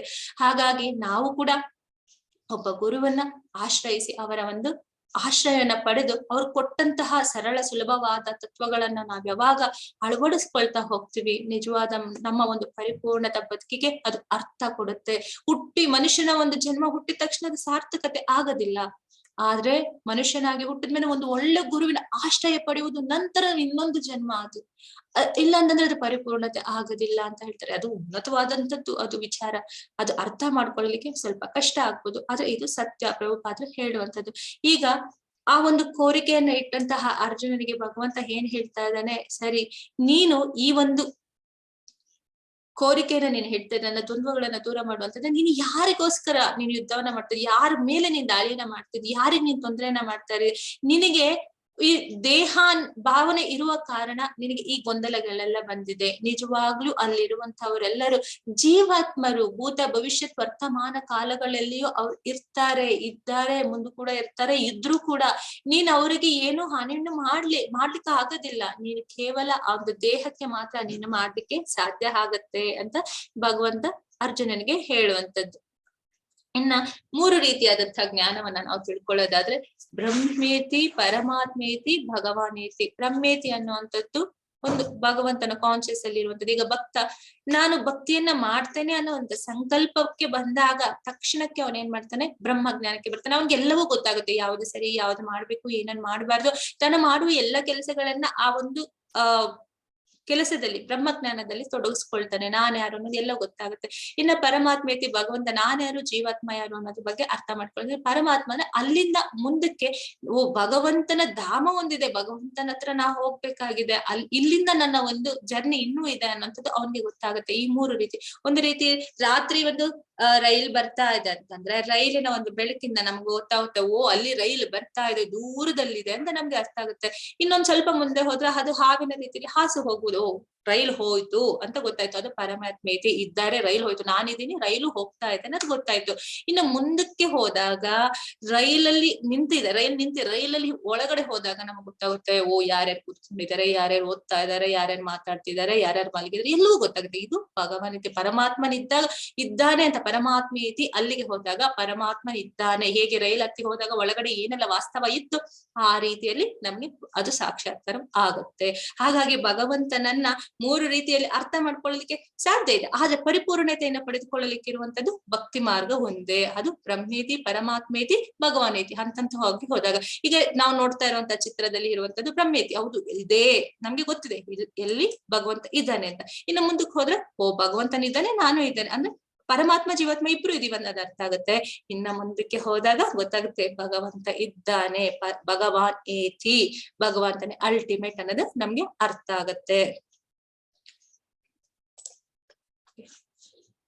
ಇಲ್ಲಿ ಸಹಾನುಭೂತಿಯನ್ನ ತೋರಿಸ್ತಾ ಇರುವಂತಹ ಕಾರಣಕ್ಕೆ ಭಗವಂತ ಕೊಡುವಂತ ಉತ್ತರ, ದೇಹಿನೋಸ್ಮಿನ್ ಯಥಾ ದೇಹೇ ಕೌಮಾರಂ ಯೌವನಂ ಜರಾ ತಥಾ ದೇಹಾಂತರ ಪ್ರಾಪ್ತಿ ಧೀರಸ್ತತ್ರ ನ ಮುಹ್ಯತೆ. ದೇಹಸ್ಥ ಆತ್ಮವು ಈ ದೇಹದಲ್ಲಿ ಬಾಲ್ಯದಿಂದ ಯೌವನಕ್ಕೆ ಮುಪ್ಪಿಗೆ ಒಂದೇ ಸಮನೆ ಸಾಗುವ ರೀತಿಯಲ್ಲಿ ಆತ್ಮವು ಸಾವಿನ ನಂತರ ಮತ್ತೊಂದು ದೇಹಕ್ಕೆ ಸಾಗುತ್ತದೆ. ಧೀರನಾದವನು ಇದರಿಂದ ಗೊಂದಲಕ್ಕೆ ಒಳಗಾಗುವುದಿಲ್ಲ. ಭಗವಂತ ಹೇಳ್ತಾ ಇರೋದು, ನಾವು ದೇಹ ಅಲ್ಲ, ಆತ್ಮ ಆಗಿದ್ದೇವೆ. ನಾವು ಚೈತನ್ಯ ಪೂರ್ಣಕವಾಗಿ ಸನಾತನವಾಗಿರುವಂತದ್ದು, ಯಾವಾಗ್ಲೂ ಇರುವಂತದ್ದು, ನಾವು ಚೈತನ್ಯ ಪೂರ್ಣಕವಾಗಿದ್ದೇವೆ ಅಂತ. ಇಲ್ಲಿ ನೋಡ್ಬಹುದು ಚಿತ್ರದಲ್ಲಿ ಆ ದೇಹ ಬದಲಾವಣೆ ಆಗ್ತಾ ಇದೆ ಹೊರತು ಆತ್ಮ ಬದಲಾವಣೆ ಆಗ್ತಾ ಇಲ್ಲ. ಹಾಗಾಗಿ ನಾವು ಅರ್ಥ ಮಾಡ್ಕೋಬೇಕು, ನಾವು ದೇಹ ಅಲ್ಲ. ಶ್ವೇತೇಶ್ವರ ಉಪನಿಷತ್ತಿನಲ್ಲಿ ಹೇಳುವಂತದ್ದು ಕೂಡ ಏನಂತಂದ್ರೆ, ಒಂದು ಕೂದಲ ಮನೆಯ 10,000 ಭಾಗದಲ್ಲಿ ಒಂದು ಭಾಗ ಆ ಜೀವಾತ್ಮ ಅನ್ನುವಂಥದ್ದು, ಆತ್ಮ ಅನ್ನುವಂಥದ್ದು ಅದರ ಗಾತ್ರ ಇರತ್ತೆ ಅಂತ. ಅಂದ್ರೆ ಎಷ್ಟು ಚಿಕ್ಕದಾಗಿರುತ್ತೆ. ಹಾಗಾದ್ರೆ ಪರಮಾತ್ಮೇತಿ ಅಂದಾಗ ಆ ಜೀವಾತ್ಮನ ಜೊತೆಗೆ ಹೋಗಿ ಭಗವಂತ ಇರ್ಬೇಕಂದ್ರೆ ಅವ್ನು ಇನ್ನಿಷ್ಟು ಸಣ್ಣದಾಗಿ ಇರ್ತಾನೆ. ಹಾಗಾದ್ರೆ ಭಗವಂತ ಹೇಳೋದು ಸರಿಯಾಗಿ ಇದೆಯಲ್ಲ, ಅಥೆಂಟಿಕ್ ಆಗಿ ಇದೆಯಲ್ಲ, ನಾವು ಅದನ್ನ ಅರ್ಥ ಮಾಡ್ಕೊಳ್ಬೇಕು. ಹಾಗಾಗಿ ನಾವು ದೇಹ ಅಲ್ಲ. ಭಗವದ್ಗೀತೆಯ ಜ್ಞಾನ ತಿಳಿದ ನಂತರ ನಾವು ಅನ್ಕೋಬೇಕು, ನಾವು ದೇಹ ಅಲ್ಲ, ಆತ್ಮ ಇದ್ದೇವೆ. ನಮ್ಮ ಕೋರಿಕೆಗಳು ತೀರಿಲ್ಲ, ನಮಗೆ ಯಾವ್ದೆಲ್ಲ ಒಂದು ಡಿಸೈರ್ಸ್ ಹಾಗೆ ಉಳ್ಕೊಂಡಿದೆ. ಅದೇನಾಗುತ್ತೆ, ಈ ಬಾಡಿ ಮುಖಾಂತರದ ಒಂದು ಅನುಭವಿಸ್ತಾ ಹೋಗುತ್ತೆ. ಒಂದು ಸರ್ಟನ್ ಟೈಮ್ ಅಂದಾಗ ಬಾಡಿ ಕ್ಷೀಣಿಸ್ತಾ ಹೋಗುತ್ತೆ. ಡೇ ಬೈ ಡೇ ನಾವ್ ಏನಾಗ್ತಾ ಇರ್ತೀವಿ, ಆ ಒಂದು ಸಾವಿಗೆ ಹತ್ರವಾಗ್ತಾ ಇರ್ತೀವಿ. ಯಾವ ರೀತಿ ದೇಹ ಮಾತ್ರ ಸಾವಿಗೆ ಹತ್ರ ಆಗ್ತಾ ಇದೆ, ಆ ನಂತರ ಆಸೆಗಳು ತೀರ್ಲಿಲ್ಲ, ಅದು ಏನು ಚಿತ್ತದಲ್ಲಿ ಹಾಗೆ ಇದೆ. ಆ ಆತ್ಮ ಏನಾಗುತ್ತೆ, ಇನ್ನೊಂದು ದೇಹವನ್ನ ಹೋಗಿ ಸೇರುತ್ತೆ, ಮತ್ತೆ ಅಲ್ಲಿಂದ ಆಸೆಗಳನ್ನ ಪೂರೈಸ್ಕೊಳ್ಳಲಿಕ್ಕೆ ಸಾಧ್ಯ ಆಗುತ್ತೆ. ಹಾಗಾಗಿ ಒಂದು ದೇಹವನ್ನ ಬಿಟ್ಟು ಇನ್ನೊಂದು ದೇಹವನ್ನ ಹೀಗೆ ಏನ್ ಮಾಡ್ತಾ ಇರತ್ತೆ, ಆತ್ಮ ಚೇಂಜ್ ಮಾಡ್ಕೊಳ್ತಾ ಇರತ್ತೆ. ಹಾಗಾದ್ರೆ ಆತ್ಮ ಯಾವಾಗ್ಲೂ ಇದೆ, ದೇಹವೇ ಬದಲಾಗ್ತಾ ಇದೆ ಅನ್ನೋದು ನಮ್ಗೆ ಅರ್ಥವಾಗ್ಬೇಕು, ಇಲ್ಲಿ ಅರ್ಥ ಮಾಡ್ಕೋಬೇಕು.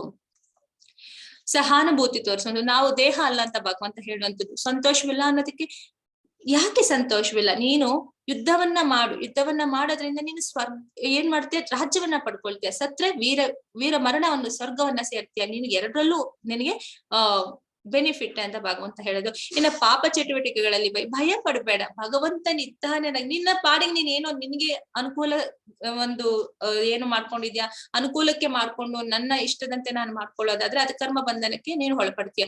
ಭಗವಂತನಿದ್ದಾನೆ, ಭಗವಂತನೇ ಹೇಳ್ತಾ ಇರ್ಬೇಕಾದ್ರೆ ಆ ಕೆಲಸಗಳಲ್ಲಿ ಯಾವುದೇ ರೀತಿಯ ಭಯ ಇಲ್ಲ, ಯಾಕಂದ್ರೆ ಕರ್ಮ ಬಂಧನಕ್ಕೆ ನಾವು ಅಂಟ್ಕೊಳ್ಳೋದಿಲ್ಲ. ಹಾಗಾಗಿ ಏನ್ ಮಾಡುತ್ತೆ, ಭಕ್ತಿ ಚಟುವಟಿಕೆಯನ್ನ ಯಾರು ಮಾಡ್ತಾರೆ ಅದರಲ್ಲಿ ಯಾವುದೇ ರೀತಿಯಾದ ಪಾಪ ಅಂಟುವುದಿಲ್ಲ ಅಂತ ಭಗವಂತ ಹೇಳ್ತಾ ಇರೋದು. ಇನ್ನು ಕುಟುಂಬ ಸಂಪ್ರದಾಯ ನಾಶ, ವರ್ಣಸಂಕರವನ್ನು ತಡೆಯಲು ಆದರ್ಶರಾಗಿರಿ ಅಂತಂದ್ರೆ, ಈ ಒಂದು ಯಾರೆಲ್ಲ ಭಗವದ್ಗೀತೆಯನ್ನ ನಾವು ಓದ್ತಾ ಇದೀವಿ, ತಿಳ್ಕೊಳ್ತಾ ಇದೀವಿ, ಪ್ರತಿಯೊಬ್ಬರು ಕೂಡ ಗುರುವಾಗಬೇಕು. ಯಾವಾಗ ಅಂತಂದ್ರೆ ಆ ಜ್ಞಾನವನ್ನ ತಿಳಿದು ಇತರರಿಗೆ ಹೇಳುವಂತವರಾಗಬೇಕು. ನಾವು ನಮ್ಮ ಮನೆಯಲ್ಲಿರುವಂತಹ ಮಕ್ಕಳಿಗೆ ಆ ಒಂದು ಸಂಜೆ ನಮ್ಗೆ ಸಮಯ ಸಿಗುತ್ತಲ್ಲ, ಆ ಸಮಯ ಸಿಕ್ಕಾಗ ನಾವೇನ್ ಮಾಡ್ಬೇಕು, ಈ ಧರ್ಮ ಗ್ರಂಥಗಳ ಬಗ್ಗೆ, ನಮ್ಮ ಆಚಾರ ವಿಚಾರಗಳ ಬಗ್ಗೆ ಒಂದಿಷ್ಟು ಮಾಹಿತಿಯನ್ನ ಮಕ್ಕಳ ಜೊತೆ ಮಾತಾಡುವಂತ ಸಮಯವನ್ನ ನಾವು ಇಟ್ಕೋಬೇಕು. ಎಲ್ಲಾದ್ರೂ ಆದರ್ಶರ ಆದಾಗ್ಲಿ ಮಾತ್ರ ಈ ವರ್ಣ ಸಂಕರವನ್ನ ತಡಿಲಿಕ್ಕೆ ಸಾಧ್ಯ. ಯಾಕಂದ್ರೆ ಇಷ್ಟನ್ನು ನಾವೆಲ್ಲ ಈ ಒಂದು ಅಧ್ಯಾಯವನ್ನ ಮಾಡಿದೀವಿ, ಮತ್ತಿದೇನು ಒಂದಷ್ಟು ಸಾರಾಂಶ ನಾವು ನೋಡ್ತಾ ಇರೋ ಕಾರಣಕ್ಕೆ ನಾ ಇಷ್ಟನ್ನ ಹೇಳಲಿಕ್ಕೆ ಸಾಧ್ಯ ಆಯ್ತು. ನಿರ್ಣಯ ದೃಢ ನಿಶ್ಚಯದಿಂದ ಸ್ವಾಮಿಗೆ ಸೇವೆ ಮಾಡಿ ಯಾರು ನಿಜವಾಗ್ಲು ಭಗವಂತನಿಗೆ ಶರಣಾಗತರ ಆಗ್ತಾರೆ, ಅವರಿಗೆ ನಿಶ್ಚಯವಾಗ್ಲೂ ಭಗವದ್ಧಾಮಕ್ಕೆ ಹೋಗ್ಲಿಕ್ಕೆ ಅನುಕೂಲವಾದಂತಹ ಎಲ್ಲ ಅನುಕೂಲಗಳನ್ನು ಭಗವಂತ ಮಾಡ್ತಾನೆ. ಆದ್ರೆ ನಾವೇನ್ ಮಾಡ್ಬೇಕಾಗಿದೆ, ದೃಢ ನಿಶ್ಚಯದಿಂದ ಭಗವಂತನಿಗೆ ಶರಣಾಗತರಾಗಬೇಕಾಗಿದ್ದೀವಿ. ಆಗ ನಮಗೆ ಏನೆಲ್ಲ ಜ್ಞಾನ ಬೇಕು ಅದು ಭಗವಂತ ಖಂಡಿತ ನಮ್ಗೆ ಕೊಡ್ತಾನೆ. ಇಲ್ಲಿ ಹೇಳುವಂತದ್ದು ಗೀತಾ ಸಾರಾಂಶದಲ್ಲಿ ಗುರುವೇ ಶರಣರಾಗ್ಬೇಕು. ಶರಣರಾದ ನಂತರ ಒಂದು ನಮ್ಮ ಐಡೆಂಟಿಟಿಯನ್ನು ಭಗವಂತ ತೋರಿಸ್ತಾನೆ. 2 ಧರ್ಮ ಅಂದ್ರೆ ಬಾಡಿ ಮತ್ತು ಸೋಲ್, ನಾವು ದೇಹ ಅಲ್ಲ ಆತ್ಮವಾಗಿದ್ದೇವೆ. ಮತ್ತೆ ಆನಂದ, ಆ ಆನಂದ ಯಾವಾಗ ಸಿಗುತ್ತೆ ಅಂತಂದ್ರೆ ನಾವು ಆ ಒಂದು ಚಚಿತ್ ಆನಂದ, ಭಗವಂತನ ಒಂದು ಜ್ಞಾನವನ್ನ ತಿಳಿದುಕೊಂಡಾಗ ಆ ಆನಂದದಲ್ಲಿ ಎಲ್ಲವೂ ನಮ್ಗೆ ಅರ್ಥಲಾಗಲಿಕ್ಕೆ ಸಾಧ್ಯ ಆಗತ್ತೆ. ನಂತರ ಭಕ್ತಿ ಚಟುವಟಿಕೆ ಮಾಡು ಅಂತ ಹೇಳ್ತಾ ಇದೆಯಾ, ಕರ್ಮವನ್ನು ಮಾಡುವಂತ ಇದೆಯಾ, ಹಾಗಾದ್ರೆ ನಾನು ಯಾವ್ದನ್ನ ಮಾಡ್ಬೇಕು ಅನ್ನೋ ಪ್ರಶ್ನೆ ಬರುತ್ತೆ ಯಾರಿಗೆ, ಅರ್ಜುನನಿಗೆ. ಇದು 3ನೇ ಭಾಗದಲ್ಲಿ ನೋಡ್ಬೋದು, ಕರ್ಮಯೋಗ. ಇಲ್ಲಿ ಏಕಂ ವೇದ, ನೀನು ಭಕ್ತಿ ಚಟುವಟಿಕೆನ ಮಾಡು ಅಂತಿದ್ಯಾ, ಹಾಗಾದ್ರೆ ಕರ್ಮನು ಮಾಡು ಅಂತಿದ್ಯಾ. ಆತ್ಮಜ್ಞಾನವನ್ನ ತಿಳ್ಕೊಳ್ಬೇಕಾದ್ರೆ ನಾನು ಕಾಡಿಗೆ ಹೋಗ್ಬೋದಲ್ಲ, ನಾನು ಎಲ್ಲಾದ್ರೂ ಹೋಗಿ ಕಾಡಲ್ಲಿ ಕೂತ್ಕೊಂಡು ತಪಸ್ಸನ್ನ ಮಾಡಿ ಆತ್ಮಜ್ಞಾನವನ್ನ ಪಡೆದುಕೋಬಹುದಲ್ಲ. ಮತ್ತೆ ಆತ್ಮ ಒಂದು ಜ್ಞಾನ ಪಡ್ಕೊಳ್ಳಲಿಕ್ಕೆ ನಾನು ಯಾಕೆ ಯುದ್ಧವನ್ನ ಮಾಡ್ಬೇಕು ಅಂತ ಭಗವಂತನಲ್ಲಿ ಪ್ರಶ್ನೆ ಮಾಡಿದ್ರೆ ಭಗವಂತ ಹೇಳುವಂತದ್ದು, ಈ ದೇಹದಾರಿಗೆ ಅದೆಲ್ಲ ಸಾಧ್ಯ ಇಲ್ಲ ಅರ್ಜುನ. ದೇಹದಾರಿಗಳಿಗೆ ಎಲ್ಲವೂ ಕಷ್ಟವೇ ಆಗತ್ತೆ. ಹಾಗಾಗಿ ಏನ್ ಮಾಡ್ಬೇಕು ಅಂತಂದ್ರೆ, ನೀನು ಯಾವುದೇ ಒಂದು ನಿನಗೆ ಕೊಟ್ಟಿರುವಂತಹ ಒಂದು ಸ್ಥಿತಿ ಏನಿದೆ, ನೀನಿರುವಂತಹ ಸ್ಥಿತಿಯಲ್ಲಿ ನೀನು ಭಕ್ತಿ ಚಟುವಟಿಕೆಗಳನ್ನ ಮಾಡಿ, ಕರ್ಮ ಅಂತಂದ್ರೆ ಇಂದ್ರಿಯ ತೃಪ್ತಿಗೋಸ್ಕರ ಮಾಡ್ಕೊಳ್ಳುವಂಥದ್ದು ಕರ್ಮ. ಕರ್ಮ ಯೋಗ ಅನ್ನುವಂಥದ್ದು ನಾವು ಮಾಡುವಂತಹ ಕೆಲಸಗಳನ್ನ ಭಗವಂತನ ಒಂದು ನೇತೃತ್ವದಲ್ಲಿ ಭಗವಂತನಿಗೆ ನೇರವಾಗಿ ಕನೆಕ್ಷನ್ ಮಾಡಿ ಅದರ ಪ್ರತಿಫಲವನ್ನು ಭಗವಂತನಿಗೆ ಬಿಡೋದು ಕರ್ಮ ಯೋಗ. ಹಾಗಾಗಿ ನೀನ್ ಏನ್ ಮಾಡ್ಬೇಕು, ನಾನು ಹೇಳ್ತಿರೋ ಹಾಗೆ ನೀನು ಯುದ್ಧವನ್ನ ಮಾಡು ಅಂತ ಹೇಳುವಂಥದ್ದು. ಡಾಂಬಾಚಾರಿಕವಾಗಿ ಎಷ್ಟೋ ಜನರು ನಮ್ಮ ಕಣ್ಣು ಮುಂದೆ ಇವತ್ತು ಆ ಒಂದು ಬೇರೆ ರೀತಿಯಾದಂತಹ ವಸ್ತ್ರಧಾರಣೆಗಳನ್ನ ಮಾಡ್ಕೊಂಡು ಸಾಕಷ್ಟು ಜನ ನಮ್ಗೆ ಕಾಣಿಸ್ತಿದ್ದಾರೆ. ಅದೆಲ್ಲ ಏನು ಆ ಒಂದು ಸನ್ಯಾಸಿ ಅಲ್ಲ, ಸನ್ಯಾಸಿಗಳೆಲ್ಲ ಮಿಥ್ಯ ಡಂಬಾಚಾರಿಗಳು ಅಂತ ಹೇಳ್ಬೋದು. ಯಾವ ಒಂದು ಸ್ಥಿತಿಯಲ್ಲಿದ್ರು, ಗೃಹಸ್ಥನೇ ಆಗಿರ್ಲಿ, ವನಪ್ರಸ್ಥನೇ ಆಗಿರ್ಲಿ, ಬ್ರಹ್ಮಚರ್ಯನೇ ಆಗಿರ್ಲಿ, ಯಾವುದೇ ಇರ್ಲಿ, ಅವ್ರು ಯಾವಾಗ ಕೃಷ್ಣ ಪ್ರಜ್ಞೆಯನ್ನ ತಗೊಳ್ತಾರೋ ಅವರು ಸನ್ಯಾಸಿ ಅಂತ ಪರಿಗಣಿಸ್ಬೇಕು ಅಂತ ಭಗವದ್ಗೀತೆ ನಮ್ಗೆ ಹೇಳುತ್ತೆ. ಹಾಗಾಗಿ ನಾವು ಒಂದು ಕಥೆಯನ್ನು ಕೂಡ ನೋಡಿದ್ವಿ. ಭರತ ಮಹಾಚಕ್ರವರ್ತಿ ಅವರು ಎಷ್ಟೆಲ್ಲ ಮುಂದುವರೆದಿದ್ರು ಕೂಡ ಇನ್ನೊಂದು ಹಂತ, ಪ್ರೇಮದ ಹಂತ, ಅಲ್ಲಿ ಹೋಗಿ ಕೃಷ್ಣನನ್ನ ಕಾಣುವಂತ ಹಂತದಲ್ಲಿ ಭಕ್ತಿಯನ್ನ ಮಾಡ್ತಾ ಇದ್ರು. ಆ ಭಕ್ತಿಯನ್ನ ಮಾಡುವಂತ ಟೈಮಲ್ಲಿ ನನಗೆ ರಾಜ್ಯದಲ್ಲಿ ಇದ್ರೆ ನಾನ್ ಏನ್ ಮಾಡ್ತೀನಿ, ಇದ್ರಲ್ಲೇ ಮುಳುಗೋಗ್ಬಿಡ್ತೀನಿ, ನಾನೇನ್ ಮಾಡ್ಬೇಕು, ಕಾಡಿಗೆ ಹೋಗಿ ನಾನು ಅಭ್ಯಾಸವನ್ನ ಮಾಡಿ ಭಗವತ್ ಸಾಕ್ಷಾತ್ಕಾರವನ್ನ ಮಾಡ್ಕೋಬೇಕು ಅಂತ ಹೇಳಿ ರಾಜ್ಯವನ್ನೆಲ್ಲ ಬಿಟ್ಟು ಅವರು ಕಾಡಿಗೆ ಹೋಗ್ತಾರೆ. ಕಾಡಿಗೆ ಹೋದಾಗ ಅವರಿಗೆ ಒಂದು ಜಿಂಕೆ ಮರಿ ಒಂದು ಸಿಗತ್ತೆ. ಅದು ಅದನ್ನ ಆಡಿಸ್ತಾ ಬೆಳೆಸ್ತಾ ಲಾಲನೆ ಪಾಲನೆ ಮಾಡ್ತಾ ಏನ್ ಮಾಡ್ತಾರೆ, ಬಂದ ಕರ್ತವ್ಯವನ್ನೇ ಬಿಟ್ಬಿಡ್ತಾರೆ. ರಾಜ ಏನ್ ಬೇಕಾದ್ರೂ ಮಾಡ್ಬೋದಾಗಿತ್ತು ಅಂತ ಒಂದು ಸಂತೋಷ, ಒಂದು ಸೌಲಭ್ಯಗಳು ಎಲ್ಲವೂ ಇತ್ತು. ಎಲ್ಲವನ್ನು ಬಿಟ್ಟು ಕಾಡಿಗೆ ಬಂದು ಏನಾಯ್ತು, ಮಾಯೆ ಬಂದವರಿಗೆ ಅಟ್ಯಾಕ್ ಅನ್ನ ಮಾಡಿತ್ತು. ಅಲ್ಲಿ ನಾನು ಬಂದಂತಹ ಕರ್ತವ್ಯನ ಏನ್ ಮಾಡ್ದ ಭರತ ಚಕ್ರವರ್ತಿ ಮರ್ತೋದ. ಜಿಂಕೆ ಜಿಂಕೆ ಜಿಂಕೆ ಅಂತ ಹೇಳಿ ಆ ಜಿಂಕೆಯಲ್ಲೇ ಮನಸ್ಸನ್ನು ಇಟ್ಟು ಏನ್ ಮಾಡ್ದ, ಮತ್ತೆ ಕೊನೆಗೆ ಜಿಂಕೆ ಒಂದು ಜನ್ಮವನ್ನ ಪಡ್ಕೊಬಿಟ್ಟ.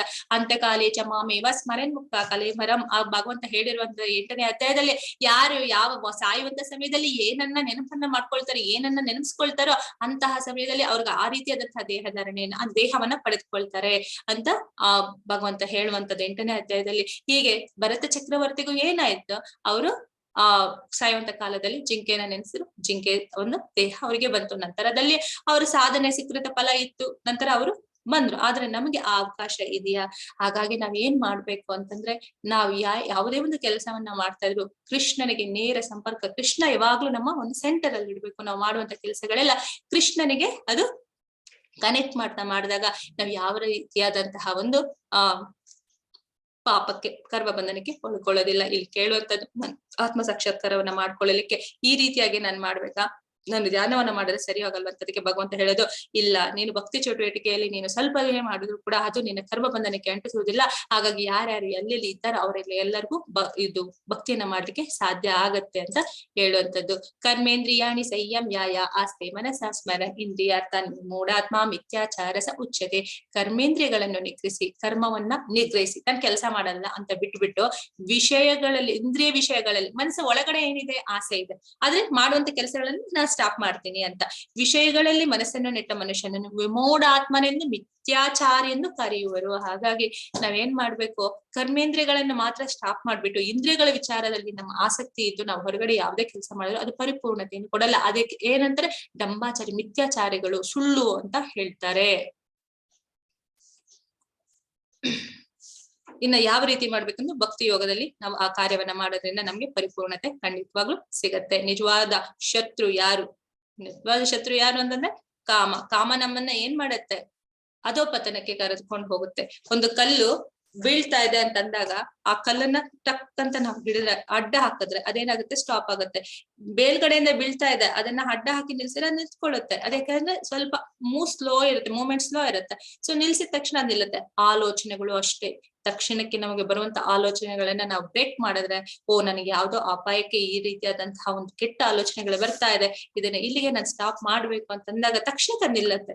ಬೆಳೆಸ್ಕೊಂಡು ಹೋಗೊಂದಷ್ಟು ಅದು ಬೇರುಗಳು ಬಿಟ್ಕೊಂಡ್ಮೇಲೆ ಅದನ್ನ ನಿಲ್ಸ್ತೀನಿ ಅಂದ್ರೆ ನಿಲ್ಲಿಕ್ಕೆ ಆಗೋದಿಲ್ಲ. ಹಾಗೆ ಕಾಮವು ಕೂಡ ಆ ಸಮಯದಲ್ಲಿ ನಮ್ಗೆ ಏನ್ ಮಾಡ್ಬೇಕು, ಆ ಒಂದು ಯಾವುದೋ ಒಂದು ವಿಚಾರದಲ್ಲಿ, ನಾಟ್ ಓನ್ಲಿ ಸೆಕ್ಸ್, ಎಲ್ಲವೂ ಕೂಡ ಬರುತ್ತೆ. ಕಾಮ ಅನ್ನುವಂಥದ್ದು ಈ ಒಂದು ಸಂಪತ್ತನ ಗಳಿಕೆಯನ್ನು ಮಾಡುವುದು ಒಂದು ರೀತಿಯಾದಂತಹ ಕಾಮನೆ. ಯಾವುದೋ ಒಂದು ಯುವತೆಯನ್ನ ಒಂದು ಇಷ್ಟಪಡೋದು ಒಂದು ರೀತಿಯಾದಂತಹ ಕಾಮವೇ.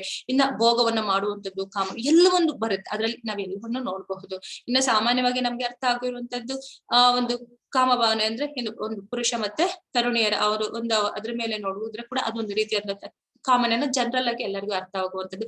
ಹೀಗೆ ನಾವ್ ಏನ್ ಮಾಡ್ಬೇಕು, ಆ ಕಾಮವನ್ನ ತಡೆ ಹಾಕುದು. ಆ ಕಾಮವನ್ನ ತಡೆ ಹಾಕುವುದು ಅಂದ್ರೆ ಯಾವ ರೀತಿ ತಡೆ ಹಾಕುವುದು, ಭಗವಂತನ ಒಂದು ಹರಿನಾಮವನ್ನ ನಾವು ಹೇಳೋದ್ರಿಂದ.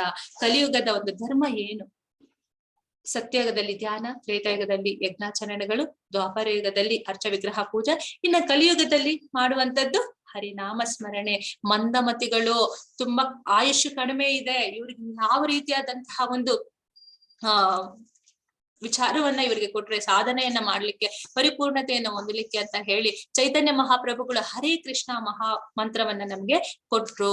ಈ ಕಾಮವನ್ನ, ಈ ಒಂದು ಬಂಧನದಿಂದ ಹೊರಗಡೆ ನಾವು ಬರ್ಬೇಕು, ಭವಸಾಗರದಿಂದ ಹೊರಗಡೆ ಬರ್ಬೇಕು ಅಂತಂದ್ರೆ ಇರುವಂತದ್ದು ಹರಿನಾಮ ಒಂದೇ. ಹರೇ ಕೃಷ್ಣ ಕೃಷ್ಣ ಕೃಷ್ಣ ಹರೇ ಹರೇ, ಹರೇ ರಾಮ ರಾಮ ರಾಮ ಹರೇ ಹರೇ ಅಂತ ಪ್ರತಿನಿತ್ಯ ನಾವು ಯಾವಾಗ ಹೇಳ್ಕೊಳ್ಳಲಿಕ್ಕೆ ಸಾಧ್ಯವಾಗುತ್ತೆ, ಮಾಡ್ತಾ ಇರ್ತೀವಿ, ಸಾಧನೆಯನ್ನ ಮಾಡ್ತಾ ಇರ್ತೀವಿ.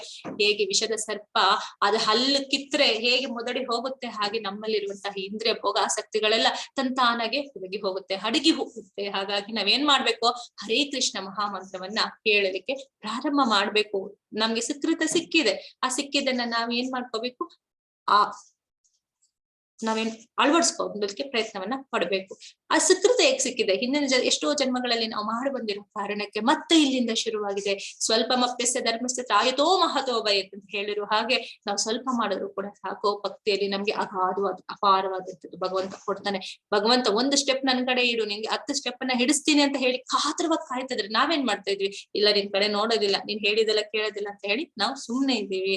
ಅದ್ರ ನಾವೇನ್ ಮಾಡ್ಬೇಕು, ಭಗವಂತ ಏನೆಲ್ಲ ಧರ್ಮಶಾಸ್ತ್ರ, ಸಾಧು ಗುರು ಶಾಸ್ತ್ರ ಏನ್ ಕೊಡುತ್ತೆ ಅದನ್ನ ನಾವು ನಂಬಿ ನಮ್ಮ ಜೀವನವನ್ನು ಅಳವಡಿಸ್ಕೊಂಡಾಗ ನಮ್ಗೆ ನಿಜವಾಗ್ಲೂ ಸದ್ಗತಿ ಗ್ಯಾರಂಟಿ. ಇನ್ನು ಆ ಸದ್ಗತಿಯನ್ನ ಪಡಿಲಿಕ್ಕೆ ಜ್ಞಾನ ಬೇಕಲ್ಲ. 4ನೇ ಅಧ್ಯಾಯದಲ್ಲಿ ಏನ್ ಹೇಳ್ತಾರೆ, ಅಧ್ಯಾಯ 4 ಜ್ಞಾನ ಕರ್ಮ ಸನ್ಯಾಸ ಜ್ಞಾನ. ದಿವ್ಯ ಜ್ಞಾನ. ದಿವ್ಯ ಜ್ಞಾನದಲ್ಲಿ ಭಗವಂತ ಹೇಳುವಂತದ್ದು 120 ವರ್ಷಗಳ ಅಂದ್ರೆ 120 ಬಿಲಿಯನ್ ವರ್ಷಗಳ ಹಿಂದನೆ ಈ ಒಂದು ಭಗವದ್ಗೀತೆಯನ್ನ ನಾನು ವಿವಸ್ವಾನ್ ಸೂರ್ಯನಿಗೆ, ಸೂರ್ಯ ದೇವನಾದ ವಿವಸ್ವಾನ್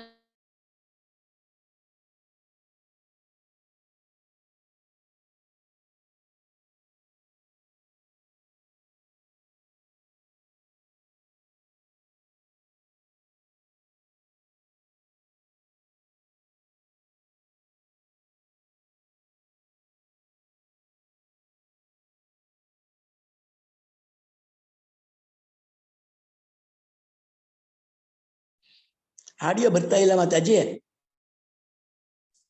ಹರೇ ಕೃಷ್ಣ. ಓಕೆ, ಬರ್ತಿರ್ಲಿಲ್ವಾ? ಈಗ ಬರ್ತಿದಲ್ಲ.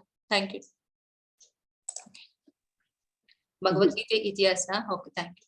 ಶ್ರೀ ಭಗವಾನುವಾಚ ಇಮಂ ವಿವಸ್ವತೆ ಯೋಗಂ ಪ್ರೋಕ್ತಾವಾನಹಮವ್ಯಯಂ ವಿವಸ್ವಾನ್ ಮನ್ವವಿಪ್ರಾಹ ಮನುರಿಕ್ಷ್ವಾಕವೇ ಬ್ರವೀತ್. ದೇವೋತ್ತಮ ಪರಮ ಪುರುಷನಾದ ಶ್ರೀ ಕೃಷ್ಣನು ಹೇಳಿದನು, ನಾಶವಿಲ್ಲದ ಈ ಯೋಗ ವಿಜ್ಞಾನವು ನಾನು ವಿವಸ್ವಾನ್ ಎಂದರೆ ಸೂರ್ಯನಿಗೆ ಹೇಳಿದನು. ವಿವಸ್ವಾನ್ ಅದನ್ನು ಮಾನವ ಕುಲದ ತಂದೆಯಾದ ಮನುವಿಗೆ ಹೇಳಿದನು. ಮನುವು ಇಕ್ಷ್ವಾಕುವಿಗೆ ಹೇಳಿದನು. ಈ ಇಕ್ಷ್ವಾಕು ವಂಶ ನಮಗೆ ಗೊತ್ತೇ ಇದೆ. ರಘುಕುಲ ತಿಲಕಾದ ಶ್ರೀರಾಮನ ಒಂದು ರಘುನಾಥನ ವಂಶ. ಶ್ರೀರಾಮಚಂದ್ರ ಹುಟ್ಟಿದ್ದು ಈ ಒಂದು ಇಕ್ಷ್ವಾಕು ವಂಶದಲ್ಲೇ. ಅದು ಮಾನವ ಕುಲದಲ್ಲಿ ಹಾಗೆ ಹುಟ್ಟಿ ಬಂದಿದೆ ಅಂತ ನಮ್ಮೆಲ್ಲರಿಗೂ ತಿಳಿದಿದೆ. ಇನ್ನ ಹೇಗೆಲ್ಲ ಇದು ಬರ್ತಾ ಇತ್ತು? ಏವಂ ಪರಂಪರ ಪ್ರಾಪ್ತಂ ಇಮಂ ರಾಜರ್ಷಯೋ ವಿದುಹು ಸಕಾಲಿನೇಹ ಮಹತಾ ಯೋಗೋ ನಷ್ಟ ಪರಂತಪ. ಈ ಉತ್ತಮೋತ್ತಮ ವಿಜ್ಞಾನವು ಗುರು ಪರಂಪರೆಯಲ್ಲಿ ಬಂದಿತ್ತು. ರಾಜರ್ಷಿಗಳು ಅದನ್ನು ಹಾಗೆಯೇ ಗ್ರಹಿಸಿದರು. ಆದರೆ ಕಾಲಕ್ರಮದಲ್ಲಿ ಈ ಪರಂಪರೆ ಛೇದವಾಯಿತು. ಆದುದರಿಂದ ಈ ವಿಜ್ಞಾನವನ್ನು ನಷ್ಟವಾದಂತೆ ಕಾಣುತ್ತದೆ. ಈ ವಿಜ್ಞಾನ ಯಾಕೆ ನಷ್ಟವಾಯ್ತು ಅಂದ್ರೆ, ಈಗಿನ ತರ ಏನು ಸಿಸ್ಟಮ್ಸ್ ಇರ್ಲಿಲ್ಲ, ಲ್ಯಾಪ್ಟಾಪ್ಸ್ ಇರ್ಲಿಲ್ಲ, ಈ ತರ ಗೆಜೆಟ್ಸ್ ಏನು ಇರ್ಲಿಲ್ಲ. ಅವಾಗ ಏನ್ ಹೇಳ್ತಾ ಇದ್ರು, ಕೇಳಿದ ತಕ್ಷಣ ಮೈಂಡ್ ಅಲ್ಲಿ ಇರ್ತಾ ಇತ್ತು. ಅದನ್ನ ಕೇಳಿ ಕೇಳಿ ಕೇಳಿನೇ ಏನ್ ಮಾಡ್ತಾ ಇದ್ರು, ರಾಜ ಋಷಿಗಳನ್ನ ಹಾಗೆ ರಾಜರೆಲ್ಲ ಅದನ್ನ ತಿಳಿದುಕೊಂಡು ಬಂದು ರಾಜ್ಯದ ಉದ್ಧಾರ, ಆ ರಾಜ್ಯದಲ್ಲಿರುವಂತಹ ಎಲ್ಲಾ ಒಂದು ಪ್ರಜೆಗಳಿಗೆ ಉದ್ಧಾರ, ಆತ್ಮಜ್ಞಾನವನ್ನ ಕೊಟ್ಟು ಅವರನ್ನ ಉದ್ಧಾರ ಮಾಡ್ಲಿಕ್ಕೆ ಅವರೆಲ್ಲ ಜ್ಞಾನ ಅಂತ ತಿಳಿದುಕೊಳ್ತಾ ಇದ್ರು. ಆದ್ರೆ ಮಧ್ಯದಲ್ಲಿ ದುರಾಳರು, ಭಗವಂತನ ಮೇಲೆ ಭಕ್ತಿ ಇಲ್ಲದವರು, ಆ ಒಂದು ಯಾವ್ದೋ ಒಂದು ರೀತಿಯಾದಂತ ಅವರ ವ್ಯಾಖ್ಯಾನಗಳನ್ನ ಕೊಟ್ಟು ಏನ್ ಮಾಡಿದ್ರೆ ಅದನ್ನೆಲ್ಲ ಸಂಪೂರ್ಣ ನಾಶ ಮಾಡ್ತಾರೆ. ಹಾಗಾಗಿ ಭಗವಂತ ಅರ್ಜುನನಿಗೆ ಹೇಳುವಂತದ್ದು, ಈಗ ನಾಶವಾಯಿತು. ಹಾಗಾಗಿ 5,000 ವರ್ಷಗಳಿಂದ ಭಗವಂತ ನೇರವಾಗಿ ಮತ್ತೆ ಅರ್ಜುನನಿಗೆ ಈ ಒಂದು ಭಗವದ್ಗೀತೆಯನ್ನ ಹೇಳಿದ್ರು. ಹಾಗಾಗಿ ಈ ದಿವ್ಯ ಜ್ಞಾನ ನಮ್ಗೆ ಹಾಗೆ ಉಳಿದು ಬಂದಿದೆ. ಹಾಗಾದ್ರೆ ಅದನ್ನ ಹೇಗೆ ನಾವು ಕೇಳೋದಕ್ಕೆ ಯಾವ್ದು ಅಥೆಂಟಿಕ್ ಆಗಿದೆ ಭಗವಂತ ಹೇಳಿರುವಂತ ಜ್ಞಾನ ಅಂತಂದ್ರೆ, ಇಲ್ಲಿ ಭಗವಂತನಿಂದ ನೇರವಾಗಿ ಬಂದದ್ದು 4 ಜನಕ್ಕೆ. ಅದು ಬ್ರಹ್ಮನಿಗೆ, ಲಕ್ಷ್ಮಿಗೆ, ಶಿವನಿಗೆ ಮತ್ತು 4 ಕುಮಾರರಿಗೆ. ಅವರು ಇನ್ನು ಆಚಾರ್ಯನನ್ನೆಲ್ಲ ಏನ್ ಮಾಡಿದ್ರು, ಸೆಲೆಕ್ಟ್ ಮಾಡಿದ್ರು. ಈ ಒಂದು ಬ್ರಹ್ಮಮಧ್ವ ಗೌಡಿಯ ಅಂತ ಏನಿವಾಗ ನಾವು ಇಸ್ಕಾನ್ ಅಲ್ಲಿ ಕಲಿತಾ ಇದೀವಿ, ಅವರು ಮಧ್ವಾಚಾರ್ಯರನ್ನ ಸೆಲೆಕ್ಟ್ ಮಾಡ್ಕೊಂಡು ಮಧ್ವಾಚಾರ್ಯರಿಂದ ಅದೇನಾಯ್ತು, ಇವಾಗ ಮಧ್ವ ಗೌಡಿ ಅಂತ ಸಂಪ್ರದಾಯದಲ್ಲಿ ಪ್ರಭುಪಾದರು ಅದನ್ನ ಮತ್ತೆ ಹೆಚ್ಚು ಪ್ರಚಲಿತಕ್ಕೆ ಬಂದ್ರು. ಇನ್ನ ರಾಮಾನುಜಾಚಾರ್ಯ ಸ್ತ್ರೀ ಸಂಪ್ರದಾಯ, ಇದು ತಮಿಳುನಾಡಿನ ಕೆಲವೊಂದು ಭಾಗಗಳಲ್ಲಿ ಇರುವಂತದ್ದು. ಇನ್ನ ಶಿವ ಸಂಪ್ರದಾಯ ವಿಷ್ಣು ಸ್ವಾಮಿ ಇವರದು ಅವು ಕೆಲವೊಂದು ಕುಟುಂಬಗಳಲ್ಲಿ ಮಾತ್ರ ನಿಂತಿರುವಂತದ್ದು. ಇನ್ನು 4 ಕುಮಾರರು ನಿಂಬಾರ್ಕಾಚಾರ್ಯ ಭಜನ ಭೋಜವನ್ನ ಮಾಡ್ಕೊಂಡು ಇವರೇನು ಪ್ರಚಾರವನ್ನ ಏನು ಮಾಡ್ತಾ ಇಲ್ಲ. ಹೀಗಿರುವಂತದ್ದು ವಿಶ್ವದಾದ್ಯಂತ ಪ್ರಚಾರ ಮಾಡ್ತಾ ಇರುವಂತದ್ದು ಮಧ್ವ ಗೌಡಿಯ ಸಂಪ್ರದಾಯ. ಅದು ಪ್ರಭುಪಾದರು ಮಾಡ್ತಾ ಇರುವಂತಹ ಒಂದು ಪ್ರಚಾರವನ್ನ ನಾವೆಲ್ಲರೂ ಇವತ್ತು ಕೇಳ್ತಾ ಇದೀವಿ. ಇದು ಅಥೆಂಟಿಕ್ ಆಗಿದೆ. ಹೇಗೆ ಅಂದ್ರೆ ಗುರು ಶಿಷ್ಯ ಪಾರಂಪರೆಯಲ್ಲಿ ಅದು ಹರಿದು ಬಂದಿದೆ. ನಾನು ಮೊದಲೇ ಹೇಳಿದಾಗೆ ಕೃಷ್ಣನಿಂದ ಬ್ರಹ್ಮನಿಗೆ, ಬ್ರಹ್ಮನಿಂದ ನಾರದರಿಗೆ, ನಾರದಿಂದ ವೇದವ್ಯಾಸರಿಗೆ, ವೇದವ್ಯಾಸರಿಂದ ಮಧ್ವರಿಗೆ, ಮಧ್ವರಿಂದ ನರಹರಿಗೆ, ಹೀಗೆ ಅದು ಹರಿದು ಬಂದು 32ನೇ ಗುರುವಾದ ಕೆ.ಸಿ. ಭಕ್ತಿ ವೇದಾಂತ ಸ್ವಾಮಿ ಪ್ರಭುಪಾದರಿಂದ ನೇರವಾಗಿ ಜ್ಞಾನವನ್ನ ನಾವು ತಿಳಿತಾ ಇದ್ವಿ. ಈ 4ರಲ್ಲಿ ಯಾವುದೇ ಒಂದು ಪರಂಪರೆಯಲ್ಲಿ ನಾವು ಭಗವದ್ಗೀತೆಯನ್ನ ಕಲಿದ್ರು ಅದು ಅಥೆಂಟಿಕ್ ಆಗಿದೆ. ಇದನ್ನು ಹೊರತುಪಡಿಸಿ ಇನ್ಯಾವುದು ಅಷ್ಟು ಒರಿಜಿನಲ್ ಅಲ್ಲ ಅಂತ ಇಲ್ಲಿ ನಾವು ಅರ್ಥ ಮಾಡ್ಕೋಬಹುದು. ದಿವ್ಯ ಜ್ಞಾನವನ್ನು ತಿಳಿದುಕೊಳ್ಳಲಿಕ್ಕೆ ಇರುವಂತಹ ಸೂಕ್ತವಾದಂತಹ ಒಂದು ಸಂಪ್ರದಾಯಗಳು ಈ 4 ಸಂಪ್ರದಾಯಗಳು. ಇನ್ನ ಭಗವಂತನ ನಾಲೆಡ್ಜ್ ಅನ್ನ ತಿಳ್ಕೊಂಡು ಭಗವಂತನಿಗೆ ಸರೆಂಡರ್ ಆದ್ವಿ. ಇನ್ನ ಸರೆಂಡರ್ ಆದ್ರೆ ಆ ಒಂದು ಸರೆಂಡರ್ ಆದ್ಮೇಲೆ ಯಾವ ರೀತಿಯಾದಂತಹ ಕಾರ್ಯವನ್ನ ನಾವು ಮಾಡ್ಬೇಕು ಅನ್ನೋದಕ್ಕೆ ಪರಂಪರ ಬಗ್ಗೆ ತಿಳ್ಕೊಂಡು ಕೃಷ್ಣನ ದೈವಿಕ ಸ್ವರೂಪ ಎಲ್ಲ ಮಾರ್ಗಗಳು ಕೃಷ್ಣನಿಗೆ ದಾರಿ ಮಾಡಿಕೊಂಡು ಕರ್ಮ ವಿಕರ್ಮ ಅಕರ್ಮ. ಕರ್ಮ ಅಂತಂದ್ರೆ ನಾವು ಮಾಡುವಂತ ಕೆಲಸಗಳು, ವಿಕರ್ಮ ಅಂತಂದ್ರೆ ಶಾಸ್ತ್ರಕ್ಕೆ ವಿರುದ್ಧವಾಗಿ ಮಾಡುವಂತ ಕೆಲಸಗಳು, ಅಕರ್ಮ ಅನ್ನುವಂಥದ್ದು ಭಗವಂತನ ಕಡೆಗೆ ಹೋಗುವಂತದ್ದು.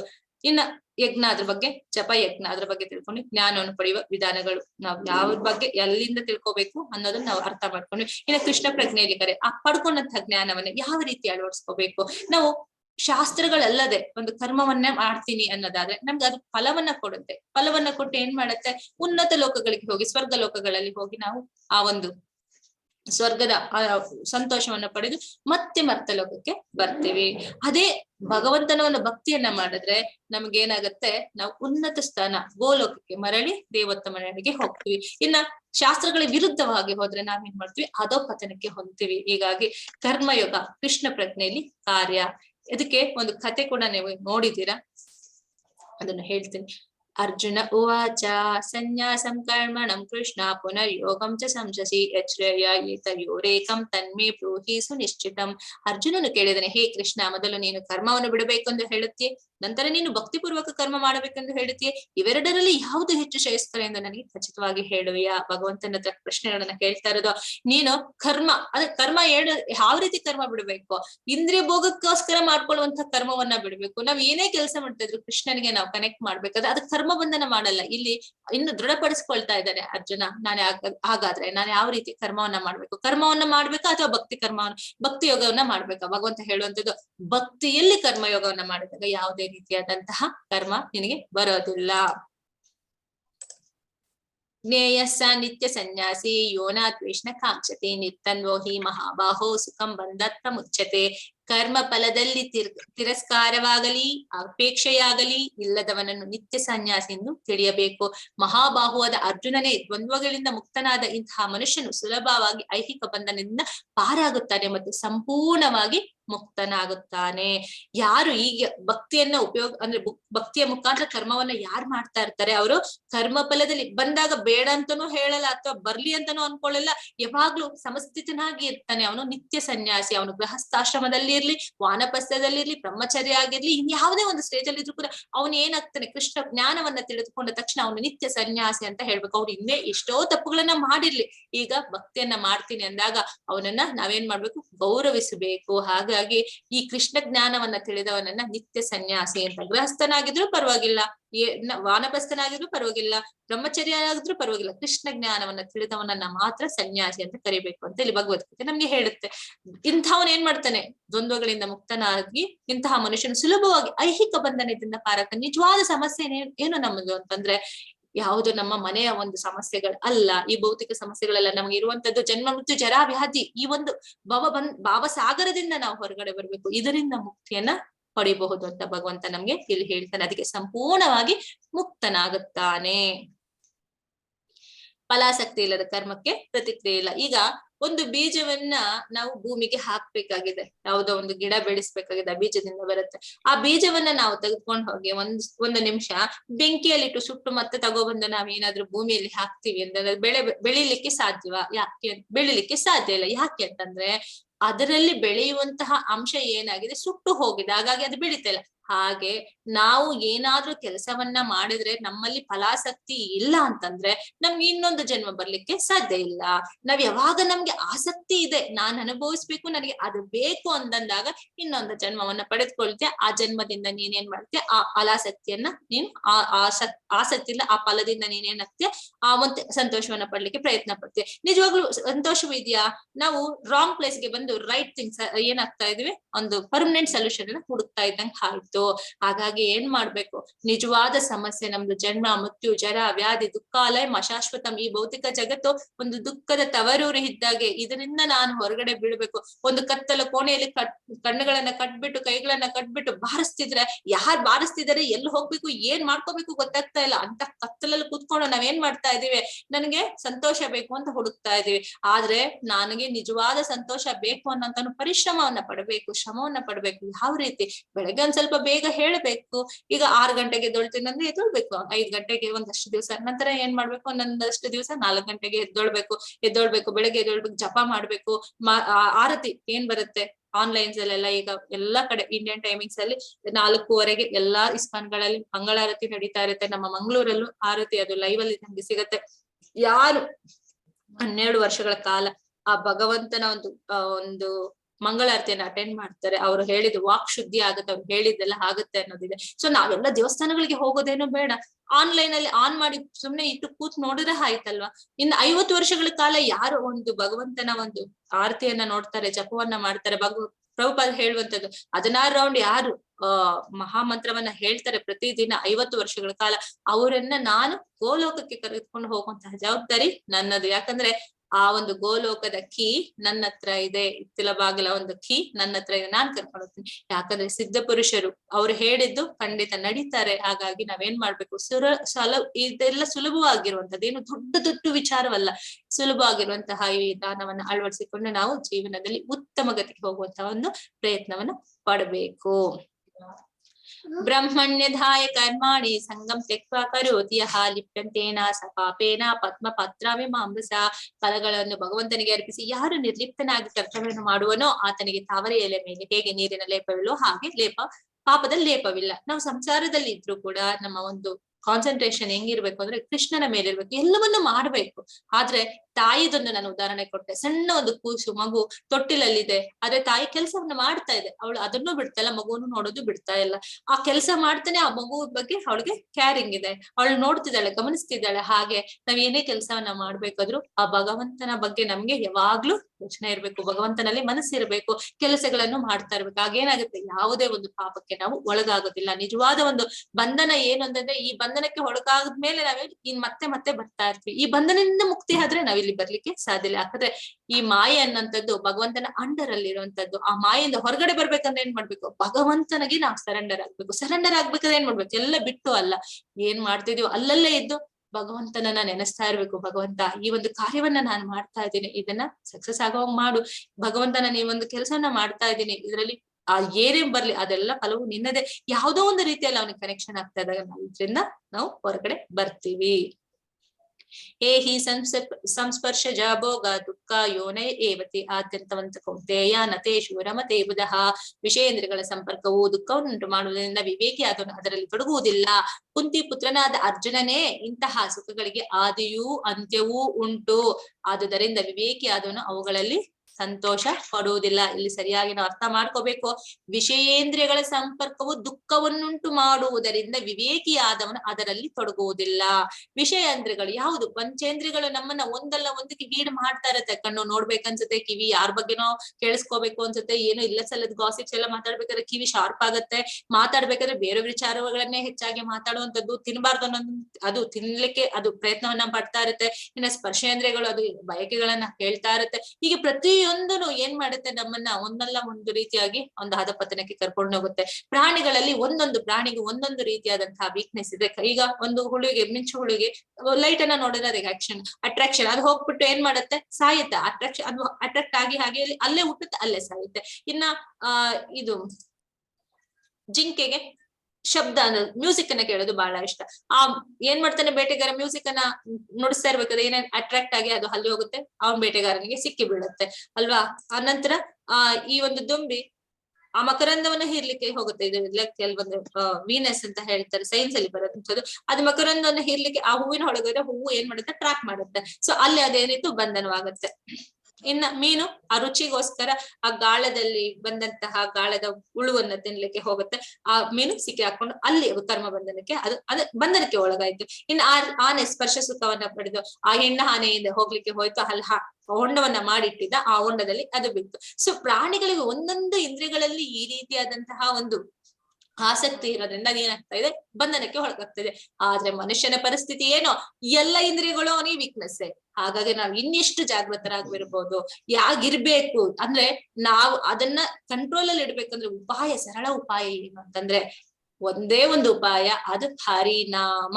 ಹರಿನಾಮವನ್ನ ಹೇಳೋದ್ರಿಂದ ನಮ್ಮ ಎಲ್ಲ ಇಂದ್ರಿಯಗಳನ್ನ ನಾವು ತಡೆ ಹಿಡಿಬಹುದು. ಒಂದೇ ಸತಿಗೆ ಮಾವಿನ ಒಂದು ಬೀಜವನ್ನ ಹಾಕಿ ಈಗ ಬೆಳೆದ್ ಫಲ ಕೊಟ್ಬಿಡ್ಲಿ ಅಂದ್ರೆ ಖಂಡಿತ ಕೊಡಲ್ಲ. ಮಾಡ್ಬೇಕು ಶ್ರಮ. ಹೇಗೆ ಆ ಒಂದು ಬೀಜ ಭೂಮಿಗೆ ಹಾಕಿದ್ದೀವಿ, ಅದಕ್ಕೆ ನೀರ್ ಹಾಕಿ ಗೊಬ್ಬರ ಹಾಕಿ ಅದನ್ನ ನಾವು ಬೆಳೆಸ್ತಾ ಹೋದಂಗೆ ಅದೊಂದು ದಿವಸ ಫಲ ಕೊಡುತ್ತೆ. ಏಕ್ದಮ್ ನಮ್ಗೆ ಯಾವ್ದು ಫಲ ಕೊಡ್ಬಿಡ. ನಮ್ಮ ಒಂದು ನಿರೀಕ್ಷೆ ಏನಂತಂದ್ರೆ ನಾನೀಗ ಮಾಡ್ಲಿಕ್ಕೆ ಸ್ಟಾರ್ಟ್ ಮಾಡಿದ್ರೆ ತಕ್ಷಣಕ್ಕೆ ನನಗೆ ಫಲ ಬಂದ್ಬಿಡ್ಬೇಕು, ಅದೆಲ್ಲ ಆಗಲ್ಲ. ನಾವ್ ಯಾವಾಗ ಮಾಡ್ಲಿಕ್ಕೆ ಪ್ರಯತ್ನವನ್ನ ಮಾಡ್ತೀವಿ, ಕ್ರಮೇಣ ನಮ್ಗೆ ಅದರ ಫಲಿತಾಂಶ ಸಿಗತ್ತೆ. ಸೊ 5ನೇ ಅಧ್ಯಾಯದಲ್ಲಿ ಕೃಷ್ಣ ಪ್ರಜ್ಞೆಯಲ್ಲಿ ಕಾರ್ಯವನ್ನ ಮಾಡೋದ್ರಿಂದ ಎಲ್ಲದ್ರಿಂದ ಮುಕ್ತಿ ಅನ್ನೋದನ್ನ ನೋಡುತ್ತೇವೆ. ಇನ್ನ ಧ್ಯಾನ ಯೋಗದಲ್ಲಿ ಈ ಎಕ್ಸರ್ಸೈಸ್ ಗಳನ್ನ ಮಾಡುವಂಥದ್ದು, ಆಸನಗಳನ್ನೆಲ್ಲ ಮಾಡುವಂಥದ್ದೇ ಧ್ಯಾನ ಅಂತ ಅನ್ಕೊಂಡ್ಬಿಟ್ಟಿರ್ತೀವಿ. ಅದ್ ಅಲ್ಲ. ಧ್ಯಾನ ಅನ್ನುವಂಥದ್ದು ಭಗವಂತನ ಒಂದು ಪಾದ ಕಮಲಗಳಲ್ಲಿ ನಮ್ಮ ಮನಸ್ಸನ್ನು ನಿಲ್ಲಿಸುವಂಥದ್ದು. ಈ ಒಂದು ಯೋಗವನ್ನ ಮಾಡುವಂಥದ್ದು, ಎಕ್ಸರ್ಸೈಸ್ ಗಳನ್ನ, ಯೋಗ ಮುದ್ರೆಗಳನ್ನ ಮಾಡುವಂಥದ್ದು, ಯೋಗಾಸನಗಳನ್ನೆಲ್ಲ ಮಾಡುವಂಥದ್ದು ದೇಹದ ಒಂದು ಸ್ಥಿತಿಯನ್ನ ಸರಿಯಾಗಿ ಇಟ್ಕೊಳ್ಳೋದು, ಆರೋಗ್ಯಕರವಾಗಿ ಇಟ್ಕೊಳ್ಳಲಿಕ್ಕೆ ಇರುವಂತದ್ದು. ನಿಜವಾಗ್ಲು ಅದನ್ನ ಬಿಟ್ಟು ಅವ್ರಿಗೆ ಇಷ್ಟಕ್ಕೆ ಬಂದಾಗೆ ಹೇಳುವಂತದ್ದೆಲ್ಲವೂ ಅದು ಯೋಗ ಆಗಲ್ಲ, ಧ್ಯಾನ ಆಗಲ್ಲ. ಮನಸ್ಸನ್ನ ನಿಜವಾಗ್ಲೂ ಕೇಂದ್ರೀಕರಿಸಿ ನಿಜವಾಗ್ಲೂ ಒಂದು ಧ್ಯಾನವನ್ನ ಮಾಡಲಿಕ್ಕೆ ಈ ಒಂದು ಕಲಿಯುಗದಲ್ಲಿ ಸಾಧ್ಯವ? ಒಂದು ನಿಮಿಷ ಕೂಡ ನಮ್ಮ ಮನಸ್ಸು ಆ ಧ್ಯಾನದ ಮೇಲೆ ಹೋಗ್ಲಿಕ್ಕೆ ಸಾಧ್ಯ ಇಲ್ಲ. ಯಾಕೆ ಅಂತಂದ್ರೆ ಚಂಚಲ. ಕೃಷ್ಣನ ಹತ್ರ ಹೇಳುವಂತದ್ದು ಅರ್ಜುನ ಏನಂತಂದ್ರೆ, ಅರ್ಜುನ 5 ವರ್ಷಕ್ಕೆ ಗುರುಕುಲಕ್ಕೆ ಹೋಗ್ತಾನೆ, ಶಸ್ತ್ರಾಭ್ಯಾಸಗಳನ್ನ ಕಲಿತಾನೆ. ಅವನಿಗೆ ಬರದೇ ಇರೋ ವಿದ್ಯೆನೇ ಇಲ್ಲ, ಎಲ್ಲ ವಿದ್ಯೆಗಳಲ್ಲೂ ಪರಿಣಿತ. ಶಿವನತ್ರನೇ ಅವನು ಎಂತದು ಯುದ್ಧವನ್ನ ಮಾಡಿ ಕಾದಾಡಿ ಪಶುಪತಾಸ್ತ್ರವನ್ನ ಪಡೆದಂತಹ ಪರಾಕ್ರಮಿ ವೀರ ಅಲ್ವಾ. ಅಂತಹ ಅರ್ಜುನ ಹೇಳುವಂಥದ್ದು ಕೃಷ್ಣ ಮನಹಿಂ ಚಂಚಲಂ ಕೃಷ್ಣ ಅಂತಂದ್ರೆ ಅಂತಹ ಪರಾಕ್ರಮಿಗೆ ನಾನು ಧ್ಯಾನವನ್ನ ಮಾಡ್ಲಿಕ್ಕೆ ಆಗ್ತಾ ಇಲ್ಲ ಕೃಷ್ಣ ಅನ್ನೋದಾದ್ರೆ ಗಾಳಿಯನ್ನಾದ್ರೂ ತಡೆ ಹಿಡಿಬಹುದು, ಈ ಮನಸ್ಸನ್ನ ತಡೆ ಹಿಡ್ಲಿಕ್ಕೆ ಸಾಧ್ಯ ಇಲ್ಲ ಕೃಷ್ಣ ಅಂತ ಕೃಷ್ಣನ ಹತ್ರ ಹೇಳ್ತಾ ಇರ್ಬೇಕಾದ್ರೆ ಇನ್ನ ಸಾಮಾನ್ಯವಾದ ಮನುಷ್ಯರು ನಾವೆಷ್ಟು ಮಟ್ಟಿಗೆ ಧ್ಯಾನವನ್ನ ಮಾಡಬಹುದು. ಅದಕ್ಕೆ ಭಗವಂತ ಯಾರು ಶ್ರೀಕೃಷ್ಣ ಚೈತನ್ಯ ಮಹಾಪ್ರಭುಗಳು ಸ್ವತಃ ಕೃಷ್ಣನ ಅವತಾರವಾಗಿ ರಹಸ್ಯ ಅವತಾರವಾಗಿರುವಂತಹ ಅವರು ನಮ್ಗೆ ಕೊಟ್ಟಿರುವಂತಹ ಒಂದು ಏನು ಮಹಾ ಮಂತ್ರವನ್ನ ನಾವು ಭಜಿಸೋದ್ರಿಂದ ಧ್ಯಾನ ಮಾಡೋದ್ರಿಂದ ನಿಜವಾಗ್ಲೂ ಆ ಭಗವತ್ ಸಾಕ್ಷಾತ್ಕಾರವನ್ನ ಮಾಡಿರ್ಬೋದು. ಅಷ್ಟಾಂಗ ಯೋಗಗಳನ್ನ ಅದು ಭಕ್ತಿಗೆ ನಾವು ಏನ್ ಮಾಡ್ಕೋಬೇಕು, ಆ ಒಂದು ಕನ್ವರ್ಟ್ ಮಾಡ್ಕೋಬೇಕು. ಭಕ್ತಿಯಲ್ಲಿ ನಾವು ಅಷ್ಟಾಂಗ ಯೋಗಗಳನ್ನ ಬೆಳೆಸ್ಕೊಳ್ತಾ ಹೋದಾಗ ಭಕ್ತಿಯ ಪರಿಪೂರ್ಣತೆ ಆಗ್ಲಿಕ್ಕೆ ಅದು ಸಾಧ್ಯ ಆಗತ್ತೆ. ಇದರಲ್ಲಿ ಹೇಳ್ತಾರೆ ಶ್ರೀಕೃಷ್ಣನು ಹೀಗೆ ಹೇಳಿದನು, ಮಹಾಬಾಹು ಕುಂತಿಯ ಮಗನು ಆದ ಅರ್ಜುನನೇ ಚಂಚಲವಾದ ಮನಸ್ಸನ್ನು ನಿಗ್ರಹಿಸುವುದು ಬಹಳ ಕಷ್ಟ, ಆದರೂ ಯೋಗ್ಯವಾದ ವೈರಾಗ್ಯದಿಂದ ಮತ್ತು ಅಭ್ಯಾಸದಿಂದ ನಿಗ್ರಹಿಸಬಹುದು. ಮನಸ್ಸಿಗೆ ಕಡಿವಾಣ ಹಾಕಲಾರದವನಿಗೆ ಆತ್ಮ ಸಾಕ್ಷಾತ್ಕಾರವು ಕಷ್ಟ, ಆದರೆ ಯಾರ ಮನಸ್ಸು ನಿಯಂತ್ರಣದಲ್ಲಿ ಇರುತ್ತದೋ ಮತ್ತು ಯಾರು ಯೋಗ್ಯವಾದ ರೀತಿಗಳಲ್ಲಿ ಪ್ರಯತ್ನಿಸುವರೋ ಅವರಿಗೆ ಯಶಸ್ಸು ಖಂಡಿತ. ಇದು ನನ್ನ ಅಭಿಪ್ರಾಯ. ಹೇಗೆ ಅಂತಂದ್ರೆ ಒಂದು ಚಾಕು ಇದೆ, ಚಾಕುವನ್ನ ನಾವು ಒಳ್ಳೇದಕ್ಕೂ ಉಪಯೋಗ ಮಾಡ್ಬೋದು, ತರಕಾರಿ ಕಟ್ ಮಾಡ್ಬೋದು, ಆಪಲ್ ಕಟ್ ಮಾಡ್ಬೋದು, ಏನಾದ್ರು ಒಳ್ಳೆ ಕೆಲಸವನ್ನ ಮಾಡಬಹುದು. ಅದೇ ಡಾಕ್ಟರ್ ಅಥವಾ ಆ ಕತ್ತಿಯನ್ನ ಹಿಡಿದು ಇನ್ನ ಬೇರೆಯವರ ಕುತ್ತಿಗೆಯನ್ನು ಕಟ್ ಮಾಡ್ಬೋದು, ಅಂದ್ರೆ ಅಪಾಯವನ್ನ ಮಾಡಬಹುದು ಅಥವಾ ಒಳ್ಳೇದಕ್ಕೂ ಯೂಸ್ ಮಾಡ್ಬೋದು. ಮನಸ್ಸು ಅದೇ ರೀತಿಯಲ್ಲಿ ಇದೆ. ನಾವೇನ್ ಮಾಡ್ಬೇಕು, ಅದಕ್ಕೆ ಆ ಒಂದು ಮನಸ್ಸನ್ನ ವ್ಯವಸಾಯಾತ್ಮಿಕ ಬುದ್ಧಿ ರೇಖೆ ಹಾಕೋರು ನಂದನ ಹನ್ನ ಅಂತ ಹೇಳ್ಬೇಕಾದ್ರೆ ಮನಸ್ಸನ್ನ ಕೃಷಿ ಮಾಡು ಅರ್ಜುನ. ಆ ಕೃಷಿ ಮಾಡಿ ಆ ಬಂಜರು ಭೂಮಿ ಆಗಿರುವಂತಹ ಭೂಮಿಯಲ್ಲಿ ಒಳ್ಳೆ ಬೆಳೆಯನ್ನ ತೆಗಿಬಹುದು. ಅದರಲ್ಲಿ ಕಸ ಕಡ್ಡಿ ಏನೆಲ್ಲ ಇದೆ ತೆಗೆದಾಕಿ ಮಣ್ಣು ಹದ ಮಾಡಿ ಅದಕ್ಕೆ ಒಳ್ಳೆ ರೀತಿಯ ಹರಿನಾಮ ಮಂತ್ರವನ್ನ ಹಾಕಿ ಅಲ್ಲಿ ಒಳ್ಳೆ ರೀತಿಯಾದಂತಹ ಫಲವನ್ನು ಖಂಡಿತವಾಗ್ಲೂ ನಾವು ಬೆಳಿಬಹುದು. ಹಾಗಾಗಿ ಮನಸ್ಸನ್ನ ಯಾವಾಗ್ಲೂ ಕಂಟ್ರೋಲ್ ಅಲ್ಲಿ ಇಡ್ಬೇಕು. ಕಂಟ್ರೋಲ್ ಅಲ್ಲಿ ಇಟ್ಟಿಲ್ಲ ಅಂತಂದ್ರೆ ಅವನು ಏನನ್ನು ಮಾಡ್ಲಿಕ್ಕೂ ಕಷ್ಟನೇ ಆಗತ್ತೆ ಅಂತ ಹೇಳಿ ನಾವ್ ಇದನ್ನೆಲ್ಲ ಬಹಳಷ್ಟು ಅರ್ಥ ಮಾಡ್ಕೊಂಡಿದೀವಲ್ಲ. ಇನ್ನು ಕರ್ಮಯೋಗ, ಜ್ಞಾನಯೋಗ, ಅಷ್ಟಾಂಗ ಯೋಗ, ಯಾವ ಯೋಗದಲ್ಲೂ ಭಗವಂತನ ನೇರ ಸಂಪರ್ಕವನ್ನ ಪಡಿಲಿಕ್ಕೆ ಸಾಧ್ಯ ಇಲ್ಲ. ಅದೇ ಒಂದೇ ಒಂದು ಮಾರ್ಗ ಇದೆ, ಅದು ಭಕ್ತಿ ಯೋಗ. ಹೇಗೆ ಲಿಫ್ಟ್ ಅಲ್ಲಿ ಹೋಗಿ ಬೇಗ ನಾವು ತಲುಪ್ತೀವಿ, ಹಾಗೆ ಈ ಭಕ್ತಿ ಯೋಗ ಅನ್ನುವಂಥದ್ದು, ಭಕ್ತಿ ಲ್ಯಾಡರ್ ಅನ್ನುವಂಥದ್ದು ಬೇಗ ಭಗವಂತನ ಹತ್ರ ನಮ್ಮನ್ನ ತಲುಪಿಸ್ಲಿಕ್ಕೆ ಸಾಧ್ಯ ಆಗುತ್ತೆ. ಪರಿಪೂರ್ಣತೆಯನ್ನ ಪಡಿಲಿಕ್ಕೆ ಭಕ್ತಿ ಯೋಗ ಅದು ಸುಲಭ ಮಾರ್ಗವಾಗಿದೆ. ಭಗವಂತ ಹೇಳೋದು, ಯಾರು ಸದಾ ನನ್ನಲ್ಲಿ ಇರುವನು, ತನ್ನಲ್ಲಿರುವ ನನ್ನನ್ನು ಕುರಿತು ಚಿಂತಿಸುವನು, ನನ್ನನ್ನು ಭಜಿಸುವನು, ಅವನೇ ಎಲ್ಲ ಯೋಗಿಗಳಲ್ಲಿ ಯೋಗದಲ್ಲಿ ನನ್ನೊಡನೆ ಅತ್ಯಂತ ಆತ್ಮೀಯವಾಗಿ ಒಂದಾಗಿರುವನು ಮತ್ತು ಅವನೇ ಎಲ್ಲರಿಗಿಂತ ಶ್ರೇಷ್ಠನಾದವನು. ಇದು ನನ್ನ ಅಭಿಪ್ರಾಯ ಅರ್ಜುನ. ಇಲ್ಲಿ ಹೇಳ್ತಾ ಇರೋದು, ಯಾರು ಸದಾ ನನ್ನಲ್ಲಿಯೇ ಇರುವನು, ಅಂದ್ರೆ ನನ್ನ ಬಗ್ಗೆ ಯೋಚನೆ ಮಾಡ್ತಾ ಇರೋ, ತನ್ನಲ್ಲಿರುವ ನನ್ನನ್ನು ಕುರಿತು. ನಮ್ಮಲ್ಲಿ ಯಾರಿದ್ದಾನೆ? ಪರಮಾತ್ಮ.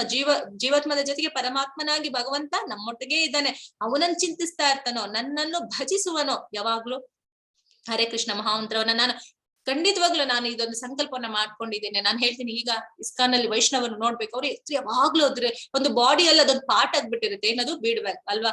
ಸೊ ಅವ್ರು ಯಾವಾಗ್ಲೂ ಹರೇ ಕೃಷ್ಣ ಮಂತ್ರ ಎಲ್ಲ ಟೈಮ್ ಸಿಗುತ್ತೆ. ಅವ್ರು ಯಾವಾಗ್ಲೂ ಬಿಸಿ ಇರ್ತಾರೆ, ಹಾಗೆ ಬಿಸಿ ಇರ್ತಾರೆ. ಭೌತಿಕದಲ್ಲ, ಆಧ್ಯಾತ್ಮಿಕದಲ್ಲಿ ನಮ್ಮ ಹಾಗೆ ಎಲ್ಲ ಮಲಗ್ತಾರೆ, ತಿಂತಾರೆ, ಎಲ್ಲಾ ರೀತಿಯಲ್ಲೂ ಅವ್ರು ಇರ್ತಾರೆ. ಆದ್ರೂ ಕೂಡ ಆಧ್ಯಾತ್ಮಿಕದ ಮೈಂಡ್ ಅಲ್ಲಿ ಏನಾಗಿರುತ್ತೆ, ಭಗವಂತನ ಹತ್ರ ಮೈಂಡ್ ಮಾತ್ರ ಏನಾಗಿರುತ್ತೆ, ಆಧ್ಯಾತ್ಮಿಕ ಭಗವಂತನ ಹತ್ರ ಕನೆಕ್ಟ್ ಆಗಿರುತ್ತೆ. ಸೊ ಅದಕ್ಕೆ ಹೇಳ್ತಾ ಇದ್ದು, ನನ್ನನ್ನು ಭಜಿಸುವನು ಅವನೇ ಎಲ್ಲ ಯೋಗಿಗಳಲ್ಲಿ ಯೋಗದಲ್ಲಿ ನನ್ನೊಡನೆ ಅತ್ಯಂತ ಆತ್ಮೀಯವಾಗಿ ಒಂದಾಗಿರುವವನು. ಇನ್ನು ಯೋಗಿಗಳಲ್ಲಿ ಉತ್ತಮವಾದ ಯೋಗಿ, ಅಂದ್ರೆ ಯೋಗಿಗಳಲ್ಲಿ ಉತ್ತಮವಾದಂತ ಯೋಗಿ ಅವನು ಯಾರು? ಭಕ್ತನು. ಅದಕ್ಕೆ ಅತ್ಯಂತ ಆತ್ಮೀಯವಾಗಿ ಒಂದಾಗಿರುವವನು ಮತ್ತು ಅವನೇ ಎಲ್ಲಾರ್ಗಿಂತ ಶ್ರೇಷ್ಠ. ಇದು ನನ್ನ ಅಭಿಪ್ರಾಯ. ಭಗವಂತನ ಅಭಿಪ್ರಾಯವನ್ನ ಕೇಳಬೇಕ ನಾವು. ಭಗವಂತನ ಅಭಿಪ್ರಾಯವನ್ನು ಭಗವಂತ ಕೊಡ್ತಾ ಇರುವಂತದ್ದು ಇಂಥವ್ರಲ್ಲಿ ಏನೆಲ್ಲಾ ಯೋಗಗಳನ್ನ, ಆಟ ಯೋಗ, ಜ್ಞಾನ ಯೋಗ, ಇನ್ನೇನೆಲ್ಲ ಯೋಗಗಳನ್ನ ಮಾಡ್ತಾರಲ್ಲ, ಇವ್ರು ಯಾರು ಅಲ್ಲ ಶ್ರೇಷ್ಠ ಯೋಗಗಳು, ಯಾರು ನನ್ನನ್ನ ಭಜಿಸ್ತಾ ಇರ್ತಾರ. ಹಾಗಾದ್ರೆ ಎಲ್ಲೋ ಒಂದು ಕಾಡಿಗೆ ಹೋಗಿ ನಾವು ಕುತ್ಕೊಂಡು ಧ್ಯಾನವನ್ನ ಮಾಡಿ, ಇನ್ನೇನೋ ಪ್ರಾಣಿ ಪಕ್ಷಿಗಳು ಇನ್ನೊಂದೇನೋ ನಮ್ಗೆ ಆತಂಕದಲ್ಲಿ ಆ ಧ್ಯಾನವನ್ನ ಮಾಡಿ ಭಗವಂತನನ್ನ ಸಾಕ್ಷಾತ್ಕಾರ ಮಾಡ್ಕೊಳ್ಳಲಿಕ್ಕೆ ಅಷ್ಟು ಸುಲಭ ಇಲ್ಲ. ಆದ್ರೆ ನಾವ್ ಎಲ್ಲೆಲ್ಲಿದ್ದೀವೋ ಅಲ್ಲಿ ಹರೇ ಕೃಷ್ಣವನ್ನ, ಹರೇ ರಾಮವನ್ನ ನಾವು ಹೇಳ್ತಾ ಇರ್ಬೇಕಾದ್ರೆ ಆ ಒಂದು ಸಾಧನೆಯಿಂದನೇ ನಾವು ಉನ್ನತವಾದಂತಹ ಯೋಗ ಶ್ರೇಷ್ಠ ಯೋಗಿಗಳ ಆಗ್ಬಹುದು ಅಂತ ಭಗವಂತ ಇಲ್ಲಿ ಹೇಳ್ತಾ ಇರುವಂತದ್ದು. ಶ್ರೇಷ್ಠ ಯೋಗಿಗಳಲ್ಲಿ ಯೋಗಿ ಯಾರು ಅಂತಂದ್ರೆ ಭಕ್ತ ಯೋಗಿ. ಭಕ್ತನ ಯಾರು ನನ್ನನ್ನ ಆರಾಧನೆಯನ್ನ ಮಾಡ್ತಾನಲ್ಲ, ಅವನು ಶ್ರೇಷ್ಠ ಯೋಗಿ. ಹಾಗಾಗಿ ಅವನು ನನಗೆ ತುಂಬಾ ಅತ್ಯಂತ ಪ್ರಿಯನಾಗಿರ್ತಾನೆ. ಇದು ನನ್ನ ಅಭಿಪ್ರಾಯ, ಅವರ ಒಪಿನಿಯನ್ ಭಗವಂತ ಹೇಳುವಂತದ್ದು.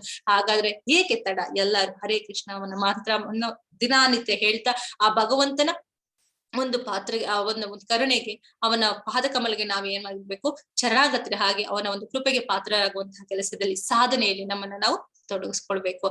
6ನೇ ಅಧ್ಯಾಯದಲ್ಲಿ ನಾವೇನ್ ನೋಡಿದ್ವಿ, ಎಲ್ಲ ರೀತಿಯಾದಂತಹ ಒಂದು ಭಕ್ತಿ ಯೋಗದಲ್ಲಿ ನಾವ್ ಏನ್ ಮಾಡ್ಬೇಕು, ಭಗವಂತನನ್ನೇ ಮುಖ್ಯ ಗುರಿಯನ್ನಾಗಿ ಇಟ್ಕೋಬೇಕು. ಇದೇ ಒಂದು 6ನೇ ಅಧ್ಯಾಯದವರೆಗೆ ಇರುವಂತಹ ಸಾರಾಂಶ. ಹರೇ ಕೃಷ್ಣ ಕೃಷ್ಣ ಕೃಷ್ಣ ಹರೇ ಹರೇ, ಹರೇ ರಾಮ ರಾಮ ರಾಮ ಹರೇ ಹರೇ.